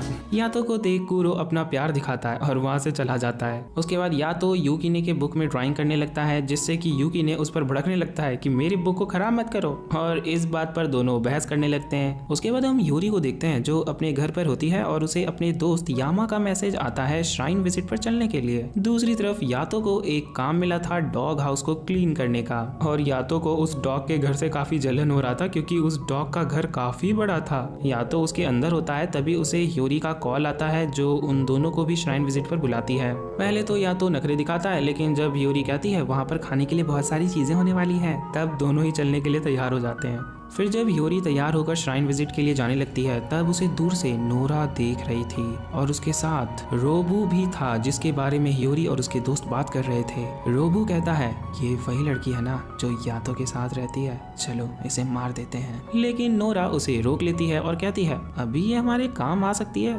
उसके बाद ह्योरी अपने दोस्तों से मिलती है, दोनों काफी चोमू बनकर आए थे, इसीलिए ह्योरी को इतने सजे धजे देख हैरान हो जाते हैं। ह्योरी बताती है, आज मैं तुम्हें अपने दोस्तों से मिलवाने वाली हूँ, और ये सुन उनके दोस्त शुरू हो जाते हैं कि वो एक लड़का है, इसीलिए तू इतनी सज-धज कर आई है ताकि उसके सामने होशियारी मार सके। ह्योरी उन्हें समझाने की कोशिश तो करती है, जैसा कि तुम समझ रहे हो वैसा कुछ नहीं है, लेकिन दोस्तों को समझा पाना मुश्किल होता है जी। फिर ये लोग श्राइन विजिट करते हैं और ह्योरी एक अच्छे खुशहाल जीवन की प्रार्थना करती है। उसके बाद ह्योरी यातो को खोजने लगती है। भीड़ में यातो उसे दिख जाता है और ह्योरी उसके पीछे जाने लगती है, लेकिन अपनी बॉडी वहीं छोड़ जाती है। फिर हम यातो को देखते हैं जो यूकीने के साथ भागते हुए जा रहा था, उसे एक फैंटम को मारने का जॉब मिला था। या तो बताई गई जगह पर पहुंचता है और उसे एक फैंटम दिखाई देता है, या तो उसे बड़े आराम से हरा देता है। लेकिन तभी वहां पर और भी बहुत सारे फैंटम्स अपीयर हो जाते हैं, या तो उनसे भी लड़ने के लिए तैयार हो जाता है और उन पर अटैक करने लगता है। दूर से उसे राबो देख रहा था। ये सारे फैंटम्स राबो ने ही बनाए थे क्योंकि वो यूकीने की पावर्स को देखना चाहता था। दूसरी तरफ ह्योरी यातो को खोजते खोजते एक अलग जगह पहुंच जाती है जहाँ पर उसे यातो तो नहीं मिलता, लेकिन उसकी जगह नोरा मिल जाती है। नोरा उसे देखकर हाय हेलो नहीं करती बल्कि अपने कुत्ते उसके पीछे छोड़ देती है। ह्योरी उनसे बचने लगती है। भागते हुए ह्योरी नोरा से पूछती है वो ऐसा क्यों कर रही है। नोरा जवाब देती है क्योंकि मैं तुम्हें पसंद नहीं करती इसीलिए। ह्योरी उससे बचते बचते एक बिल्डिंग के ऊपर आ जाती है। वो काफी थक गई थी और उसके अंदर भागने की हिम्मत नहीं बची थी। डॉग्स उस पर अटैक करने ही वाले थे कि धूप निकल आती है और सूरज की रोशनी से सारे कुत्ते गायब हो जाते हैं। ह्योरी तो बच गई थी लेकिन वो काफी ज्यादा डर गई थी। तभी वहाँ पर नोरा आती है और कहती है अगर तुम बस इतने से ही डर गई तो मैं तुम्हें बता दूं आगे और भी डरावनी चीजें होने वाली हैं क्योंकि गॉड ऑफ कैलामिटी राबू सामा आ चुके हैं। ह्योरी को याद आ जाता है राबू वही है जिसके बारे में उसके दोस्त बात कर रहे थे। नोरा आगे कहती है अगर विश मांगी गई तो राबू सामा आसानी से किसी को भी मार सकते हैं, चाहे वो फैंटम हो, इंसान हो या फिर गॉड ही क्यों ना हो। खून का प्यासा राबू सिर्फ यातो को मारने के लिए फार शोर से यहाँ आया है। ये सुनकर ह्योरी को काफी बड़ा झटका लगता है। नोरा ह्योरी को वार्न करती है तुम्हारी वजह से यातो कमजोर होता जा रहा है, इसीलिए बार बार इस दुनिया में आना बंद करो। इसके बाद हम यातो को देखते हैं जो फैंटम से घिरा हुआ था, लेकिन यातो बस एक ही स्ट्राइक में सारे फैंटम्स को एक साथ खत्म कर देता है और उसके बाद भागते हुए ह्योरी के पास जाने लगता है। पीछे से उसे राबू देखते हुए कहता है तो बस इतना ही, या तो बस इतना ही ताकतवर है। फिर हम यातो और यूकिने को देखते हैं जो ह्योरी को खोज लेते हैं और उससे बातें करने लगते हैं, लेकिन ह्योरी तो उन्हें पहचानने से मना कर देती है। मतलब ह्योरी उन दोनों को जानती ही नहीं। मैं राबू को देखते हैं जिसके साथ एक और गॉड था। वो दोनों मिलकर यहाँ पर काफी खून खराबा करते हैं और बहुत सारे लोगों और जानवरों की जान ले लेते हैं।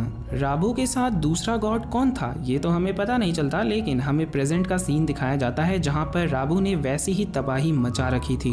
राबू ने काफी लोगों की जानें ली थी और ऐसा करते हुए उसे एक आदमी देख लेता है तो राबू जाकर उसे भी मार देता है। अपनी रेगेलिया के तौर पर वो नोरा का इस्तेमाल कर रहा था जिसे राबू ने अपने रेगेलिया के तौर पर रेकी नाम दिया था। उसके बाद अगले सीन में हम यूकिने और यातो को देखते हैं जो कोफ्को के घर पर ही रहने लगे थे। यातो काफी परेशान था क्योंकि ह्योरी उसे नहीं पहचान रही थी। ह्योरी को यूकिने के बारे में सब कुछ याद था लेकिन वो यातो को ही याद नहीं कर पा रही थी। यूकिने उसे शांत करवाते हुए कहता है उसे कोई बीमारी हुई होगी जिस वजह से वो तुम्हारे बारे में टेम्पररी सब कुछ भूल गई है, थोड़ा इंतजार करो सब ठीक हो जाएगा। लेकिन यातो शांत बैठने वालों में से नहीं था। वो फैसला करता है कि वो ह्योरी को फिर से पहले जैसा करके रहेगा। फिर अगले सीन में हम यातो को देखते हैं जो ह्योरी के साथ उसी रोड पर आया था जहाँ वो ह्योरी से पहली बार मिला था। यातो उसे एक्सीडेंट के बारे में याद दिलाने की कोशिश करता है जो मिलॉर्ड नाम के बिल्ली को खोजने के चक्कर में हुआ था, लेकिन ह्योरी को इससे भी कुछ याद नहीं आता। यातो उसे मिलॉर्ड की ड्राइंग बनाकर दिखाता है। ह्योरी को बिल्ली के बारे में याद आ जाता है लेकिन यातो के बारे में कुछ भी याद नहीं। ह्योरी फिर वहाँ से जाने लगती है। तब यातो उसका हाथ पकड़ते हुए कहता है क्या तुम मुझे सच में भूल गई हो। यातो फिर उसके नजदीक जाता है और कहता है मेरे साथ बिस्तर पर चलो, फिर तुम्हें शायद अस्पताल वाला इंसिडेंट याद आ जाए। ये सुनकर ह्योरी उसे छिछोरा कहती है और दूर फेंक देती है। उसके बाद यातो ह्योरी की यादें वापस लाने के लिए ढेर सारा पिक्चर्स ड्रॉ करने लगता है। वो यूकिने से भी हेल्प मांगता है लेकिन यूकिने कहता है ड्राइंग से उसकी यादों का क्या लेना देना, ये काफी बचकाना है, मैं तुम्हारी मदद नहीं करने वाला। दूसरी तरफ हम ह्योरी को देखते हैं जो याद करने की कोशिश कर रही थी आखिर यातो है कौन। फिर हम यातो को देखते हैं जिसने काफी सारे पिक्चर्स बना लिए थे और वो ह्योरी के सामने एक पिक्चर शो रखने वाला था ताकि उसे सब कुछ याद आ सके। यातो उसके घर जा ही रहा था कि रास्ते में उसे नोरा मिलती है। नोरा उसे बताती है मैंने ही ह्योरी की यादों में से तुम्हें मिटा दिया है, वैसे भी तुम्हें भूलना काफी आसान है, तुम्हें हमेशा आसानी से भुला दिया जाता है। यातो मैं चाहती हूँ कि तुम अपने असली रूप को पहचानो, यातो याद करो तुम कौन थे। यातो को याद आने लगता है लेकिन यूकिने उसे बीच में ही टोक देता है। फिर यातो उसे पूछता है इस बार तुम कौन सा प्लान बना रही हो। नोरा कहती है मैं चाहती हूँ तुम हमसे मिलने आओ। और तभी वहाँ पर राबू आ जाता है। उसे देखकर यातो काफी हैरानी से कहता है राबू तुम जिंदा हो। राबू बस कहता है तुमसे मिले काफी वक्त हो गया है यातो, और यातो पर अटैक कर देता है। यातो भी सेक्की को बुलाकर उससे लड़ने लगता है लेकिन लड़ाई में यातो काफी कमजोर पड़ रहा था, इसीलिए लड़ाई के दौरान ही राबू कहता है अपने आप को देखो यातो, ये तुम नहीं हो, ये तुम्हारी असली ताकत नहीं है, अपने आप को याद करो यातो, आखिर तुम थे कौन। यातो उसकी बात में आने लगता है लेकिन एक बार फिर यूकिने उसे बीच में ही टोक देता है और यातो अपने होश में आ जाता है। अब उन दोनों की लड़ाई से आसपास का पूरा माहौल बदल रहा था। बिशामोन और तेंजिन भी बदलते माहौल को महसूस कर पा रहे थे। उसके बाद हम देखते हैं कि लड़ाई में यूकिने कमजोर पड़ जाता है और फिर से अपने ह्यूमन फॉर्म में आ जाता है। राबू उसकी तरफ बढ़ते हुए कहता है तुमने सही कहा था फुरुहिमे, ये वो पुराना यातो है ही नहीं जिसे मैं जानता था।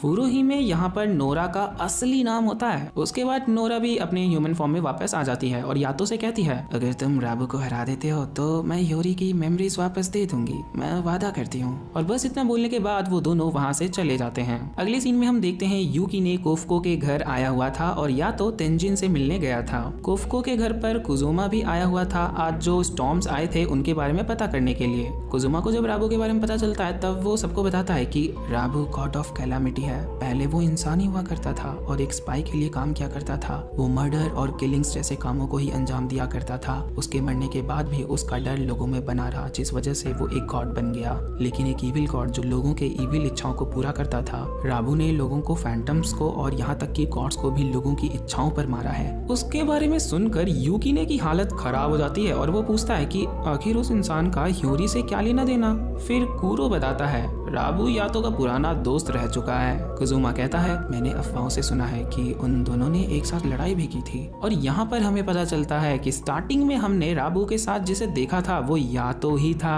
अब हैरान यूकीने कहता है, वो दोनों दोस्त थे, इसका मतलब कि यातो भी गॉड ऑफ कैलामिटी यानी कि तबाही का देवता है। कोफुको कहती है, हाँ, और ये बात मैंने ह्योरी को भी बताया था, लेकिन इसके बाद भी ह्योरी ने यातो का साथ नहीं छोड़ा क्योंकि ह्योरी समझ गई थी कि अब यातो पहले जैसा नहीं है, वो बदल चुका है। ह्योरी तुम दोनों को काफी पसंद करती है। ये सुनकर यूकी ने फैसला करता है कि अब वो किसी भी हाल में ह्योरी की मेमोरीज वापस ला कर ही रहेगा।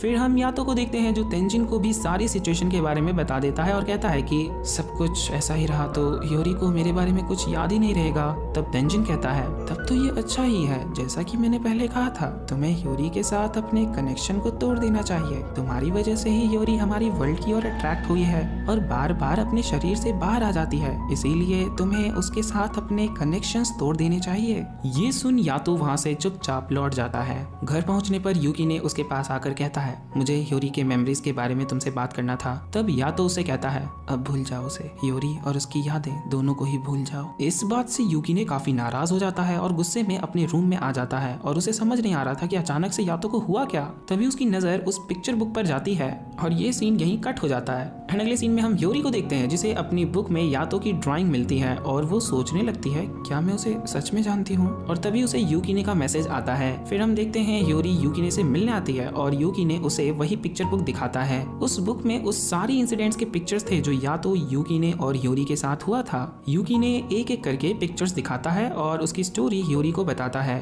और यातो को भी ये बात पता चल जाती है कि यूकीने फिर से ह्योरी से मिलने गया है। और जब वो यूकीने को ढूंढ रहा होता है तब उसे नोरा या फिर यूं कहें कि फुरुहिमे मिलती है जो यातो को ह्योरी की मेमोरीज दिखाती है जो उसी के पास थे। दूसरी तरफ यूकीने पूरी कहानी बताने के बाद कहता है, तो इस तरह से मैं, तुम और यातो अच्छे दोस्त बने। ह्योरी कहती है, माफ करना, लेकिन मुझे अभी भी यातो के बारे में कुछ भी याद नहीं आया है, लेकिन कहानी सुनकर ऐसा लग रहा है कि हाँ, हम काफी अच्छे दोस्त थे। फिर ह्योरी उससे वो बुक मांग लेती है और यूकीने उसे वो दे देता है, लेकिन बुक अपने पास लेते ही ह्योरी उसे पूछती है, क्या ये बुक तुम्हारी है? मतलब कि अब ह्योरी यूकीने को भी भूल गई थी। इस बात से यूकीने को काफी बड़ा झटका लगता है और वो बुक वहीं छोड़कर वहां से भाग जाता है। यातो भी यूकीने की इमोशंस को फील कर पा रहा था और उसे फिर से पीठ में दर्द होने लगता है, इसीलिए वो नोरा से पूछता है, तुमने क्या किया? तब नोरा बताती है, धीरे धीरे करके ह्योरी अपनी सारी यादें खोती जा रही है, अगर जल्दी तुम हमसे मिलने नहीं आए तो कुछ भी नहीं बचेगा। उसके बाद हम यूकीने को देखते हैं जो एक नदी किनारे बैठकर रो रहा था और यातो उसके पास आता है और कहता है, चलो हम ह्योरी की मेमोरीज वापस लाने के लिए जा रहे हैं, लेकिन उनसे लड़ाई आसान नहीं होगी, शायद मैं तुम्हें खो भी दूं और यही वो लोग चाहते हैं। तब यूकीने कहता है, खुद पर भरोसा रखो, ये बात तुमने ही मुझसे कहा था। और दोनों तैयार हो जाते हैं एक घमासान लड़ाई के लिए। लास्ट सीन में हम देखते हैं कि ह्योरी वो बुक अपने साथ ले आई थी और उसने सारे पिक्चर्स देख लिया था। फिर ह्योरी से मिलने के लिए यूकीने और यातो आते हैं। यूकीने रोते हुए ह्योरी से काफी बातें करता है और लास्ट में कहता है, तुम्हें बस थोड़ा सा और इंतजार करना है, फिर हम तुम्हारी मेमोरीज वापस ले आएंगे। उन दोनों को वहाँ देख और उनकी बातें सुन ह्योरी रोने लगती है और वो क्यों रो रही थी इसका कारण उसे भी नहीं पता था। यातो उसे शांत होने के लिए बोलकर वहाँ से जाने लगता है और ह्योरी उसे रोकने के लिए आगे बढ़ता है और उसी वक्त ह्योरी फिर से अपनी बॉडी से बाहर आ जाता है। हम राबू को देखते हैं जो अपने श्राइन के पास होता है। वो एकदम खंडर जैसा दिख रहा था। एक ऐसा भी वक्त था जब ये श्राइन विशेष से भरा रहता था और आज ये खाली पड़ा है।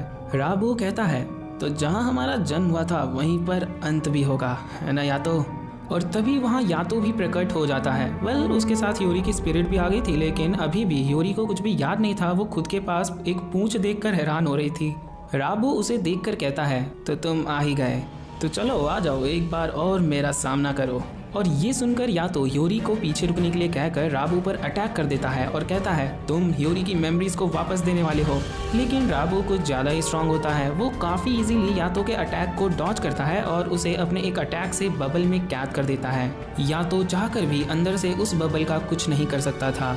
राबो कहता है मैं जिस यातो को जानता था वो अभी तक नहीं लौटा है। तभी ह्योरी वहां आकर यातो को बबल से बाहर निकाल लेती है। पहले तो यातो उस पर गुस्सा करता है कि मैंने तुम्हें कहा था ना यहाँ से दूर रहना, लेकिन फिर अपनी जान बचाने के लिए वो ह्योरी को थैंक्स कहता है। राबू देखता है यातो के बदले हुए व्यवहार को, जो देखकर वो काफी हैरान था। फिर यातो उस पर अटैक करता है। राबू कहता है वो कहाँ है? यातो पूछता है कौन? राबो कहता है वो गॉड ऑफ कैलामिटी जिसे मैं जानता था वो कहाँ है, और उसे एक जोर की लात मारता है। या तो उस पर फिर से अटैक करता है। राबू बार बार उसे कह रहा था गॉड ऑफ कैलामिटी कहाँ है, मैं जिस यातो को जानता था वो कहाँ है, कहाँ गई वो खूंखार चमकती हुई और दुष्टता से भरी हुई आंखें। यातो कुछ जवाब नहीं देता। तब राबू ह्योरी को देखता है और कहता है मैं समझ गया, तुम्हें वापस लाने के लिए इतना काफी नहीं होगा। फिर राबू ह्योरी के पास जाता है और उसे मारने वाला होता है, लेकिन यातो उसे रोकता है और ह्योरी को लेकर वहां से भागने लगता है। उन दोनों की लड़ाई से फिर माहौल बदलने लगता है और स्टॉर्म आने लगते हैं। उस स्टॉर्म की वजह से आए फैंटम्स को बिशमोन मार रही होती है और वो कुजुमा से पूछती है कि ये स्टॉर्म आ क्यों रहे हैं। तब कुजुमा बताता है ये सब दोनों गॉड ऑफ कैलामिटी के मिलने की वजह से हो रहा है। गॉड ऑफ कैलामिटी सुनते ही बिशमोन हैरान हो जाती है। उसके बाद हम यातो और बाकी दोनों को देखते हैं जो एक जगह पर छिपे होते हैं, लेकिन जल्द ही राबू उन्हें खोज लेता है और उन्हें ह्योरी की मेमोरीज दिखाता है और यातो के सामने उसे फेंक देता है। या तो उसे पकड़ने के लिए जाता है, या तो उसे कैच करने ही वाला था कि तभी राबू उस बॉल को डिस्ट्रॉय कर देता है, जो देख यातो पूरी तरह से टूट जाता है। यातो जाकर ह्योरी को एक साइड में रखता है और उसके जख्म पर अपना स्कार्फ बांधता है। राबू कह रहा होता है तो क्या मैं गॉड ऑफ कैलामिटी से मिल सकता हूँ? यातो कहता है अपना मुंह बंद रखो और उसकी तरफ काफी खतरनाक लुक देता है। एंड देन हम यातो का एक अलग ही रूप देखते हैं। यातो राबू पर अटैक करता है और राबू को पता ही नहीं चलता कि आखिर हुआ क्या। राबू देखता है कि यातो उसकी तरफ बढ़ रहा है। फिर राबू भी यातो पर अटैक करता है और दोनों के बीच फिर से लड़ाई शुरू हो जाती है। घमासान लड़ाई होती है, लेकिन इस बार यातो भारी पड़ रहा था। वो राबू को हरा देता है, जो देख राबू बहुत खुश होता है और कहता है मैं यही चाहता था, तुम वापस आ गए यातो, हम दोनों तबाही के देवता हैं और इस दुनिया में खून की नदियां बहा देंगे। फिर राबू अपना मास्क उतारता है और हम देखते हैं कि उसकी एक आई है ही नहीं। राबू वहाँ के स्टॉर्म को एब्जॉर्ब कर लेता है जिसके अंदर बहुत सारे फैंटम्स थे। यातो कहता है कोई पागल ही ऐसा होगा जो खुद को फैंटम्स के साथ मर्ज करेगा। राबू कहता है मैंने ये पागलपन सिर्फ तुमसे लड़ने के लिए किया है, और एक बार फिर दोनों लड़ना शुरू कर देते हैं। दोनों की लड़ाई की वजह से एक चट्टान ह्योरी के ऊपर गिरने लगता है। यातो ये देख लेता है और उसे बचाने के लिए उसकी ओर जाता है। उसी वक्त राबू भी उस पर अटैक कर देता है। धुआं हटने के बाद हमें पता चलता है यातो ने ह्योरी को बचा लिया था। यातो उसके ऊपर था और सारे चट्टान यातो के ऊपर गिरे थे। फिर हम ह्योरी को देखते हैं जो खुद से कह रही होती है आखिर वो है कौन, वो कहाँ है और उसे कुछ भी याद क्यों नहीं आ रहा। लेकिन तभी उसे यातो की खुशबू आती है और ह्योरी कहती है मैं इस महक को पहचानती हूँ, मुझे ये महक काफ़ी पसंद है। और फिर ह्योरी अपनी आंखें खोलती है और देखती है कि यातो रो रहा था। ह्योरी कहती है चुप हो जाओ यातो। ह्योरी यातो को पहचानने लगी थी, मतलब कि उसकी मेमोरीज वापस आ चुकी थी। यातो इस बात से काफ़ी खुश होता है और उसे गले लगा लेता है, लेकिन ह्योरी को कोई आइडिया नहीं था कि आखिर यहाँ पर हुआ क्या था, इसीलिए वो यातो को मार कर दूर फेंक देती है। अब नोरा ऑल्सो नॉन एज फुरोहिमे भी काफ़ी हैरान हो रही थी कि ह्योरी ने उसके स्पेल को कैसे तोड़ दिया, और यातो खुशियां मना ही रहा था कि राबू ह्योरी को खींचकर अपने पास ले लेता है और यातो से पूछता है तुम पहले जैसे क्यों नहीं हो पा रहे हो? क्या तुम भूल गए कि हम तबाही के देवता हुआ करते थे? हम लोगों की लालची और बुरी इच्छाओं पर ही जीते थे। यातो उसे चुप कराते हुए कहता है वो सब हमारा अतीत था और अब मुझे उन सब चीज़ों से कोई फर्क नहीं पड़ता। मैं अतीत को भुला चुका हूँ और अब तुम भी ह्योरी को जाने दो। राबू गुस्सा हो जाता है और कहता है तो सारी फसाद की जड़ ये लड़की है, इसीलिए अब तुम्हें वापस लाने के लिए मैं इसकी बलि चढ़ाने जा रहा हूँ। राबू ह्योरी को कुछ करता उससे पहले या तो उस पर एक पावरफुल अटैक करता है और राबू के अंदर के फैंटम को खत्म कर देता है, जिस वजह से राबू पूरी तरह से कमजोर हो जाता है। ह्योरी भागकर यातो के पास आती है और कहती है चलो अब वापस घर जाते हैं, मैं चाहती हूँ कि तुम ये सब खत्म करके मेरे साथ चलो। उसकी बात सुन यातो कहता है तुम्हारी इच्छा को सुन लिया गया है और इसे पूरा किया जाएगा। राबू ने उस मास्क का यूज़ करके कर्स पावर्स के जरिए अपने शरीर को वापस हासिल किया था। मास्क के नष्ट होने के बाद राबू भी मिटने लगता है। मरते मरते राबू कहता है हम लोगों की कितनी भी इच्छाओं को क्यों ना पूरा कर देते, लेकिन फिर भी लोग हमसे डरा करते। हम भले ही तबाही के देवता थे, लेकिन हमारा अस्तित्व लोगों की इच्छाओं पर निर्भर करता था और लोगों की इच्छाएं हमें बदलती रहती हैं। हम दोनों की किस्मत में ही मौत लिखी हुई थी, इसीलिए जब मैं 500 साल सोने के बाद जगा तो मैं बस मरना चाहता था, किसी और के हाथों से नहीं बल्कि मैं तुम्हारे हाथों से मरना चाहता था, क्योंकि तुम ही थे जो मुझे अच्छे से समझते थे। अब मैं तुमसे पहले जा रहा हूँ, लेकिन भूलना मत हम दोनों का नसीब एक जैसा ही है। लेकिन या तो उससे कहता है मैं अब तुम्हारी तरह नहीं हूँ, मैं बदल चुका हूँ। फिर राबू मर जाता है और पूरा आसमान साफ हो जाता है। बाकियों को भी पता चल जाता है कि किसी गॉड के अस्तित्व का नाश हुआ है। उसके बाद हम फुरुहिमा को देखते हैं जो उस टूटे मास्क को उठाते हुए कहती है ये तरीका तो नाकाम हो गया, अब मुझे अपने पिता से बात करनी होगी। फिर हम देखते हैं जब सारे लोग घर वापस जा रहे थे तब यूकी ने ह्योरी से पूछता है तुम्हारी याददाश्त अचानक से कैसे वापस आ गई। ह्योरी कहने वाली थी कि ये सब यादों की महक की वजह से हुआ है जो मुझे बहुत पसंद है और जिसे मैं कभी नहीं भूल सकती। लेकिन वो शर्मा जाती है और कहती है कि मुझे नहीं पता ये सब कैसे हुआ। फिर या तो उसके पास आता है और कहता है तुम्हें हमारे साथ अपने सभी कनेक्शंस को तोड़ना होगा और हमें भूलना होगा, तभी तुम ठीक हो पाओगी और एक अच्छी जिंदगी जी पाओगी। ह्योरी कहती है मैं इस प्रस्ताव को ठुकराती हूँ और मैं इसी तरह जीते हुए खुश हूँ। ये बात जब कुफ्को को पता चलती है तो उसका शक यकीन में बदल जाता है कि ह्योरी और या तो एक दूसरे से गुल्लू गुल्लू करते हैं, मतलब कि प्यार करते हैं। लेकिन फिर भी या तो कहता है मुझे नहीं पता ह्योरी ने ऐसा डिसीजन क्यों लिया, इसके पीछे कोई कारण ही नहीं है। तब ह्योरी कहती है कारण है, मैं हमेशा तुम्हारे साथ रहना चाहती हूँ और तुम हो जो मेरे साथ सारे बंधनों को तोड़ना चाहते हो। और इस बात से कुफ्को और कुरो काफी खुश होते हैं कि फाइनली इसने बोल ही दिया। या तो भी शर्माते हुए अपना हाथ उसकी ओर बढ़ाता है और कहता है कि तुम्हारी इच्छा पूरी होगी, तुम्हें बस 5 येन देने होंगे। ह्योरी खुशी खुशी यातो को 5 येन देती है। या तो पैसे लेने के बाद कहता है तुम्हारी इच्छा सुन ली गई है और इसे पूरा किया जाएगा। ह्योरी मैं आशा करता हूँ कि हमारा भविष्य एक साथ हो जाए। और बस इसी के साथ हमारा ये एपिसोड और नोरागामी का सीजन 1 भी यहीं खत्म होता है। आशा करता हूँ कि आपने इस सीरीज की कहानी को हमारे नरेशन के साथ एंजॉय किया होगा। चैनल को सब्सक्राइब जरूर कर लेना क्योंकि हम आपके लिए ऐसी ही बेहतरीन सीरीज का एक्सप्लेनेशन लाते रहेंगे।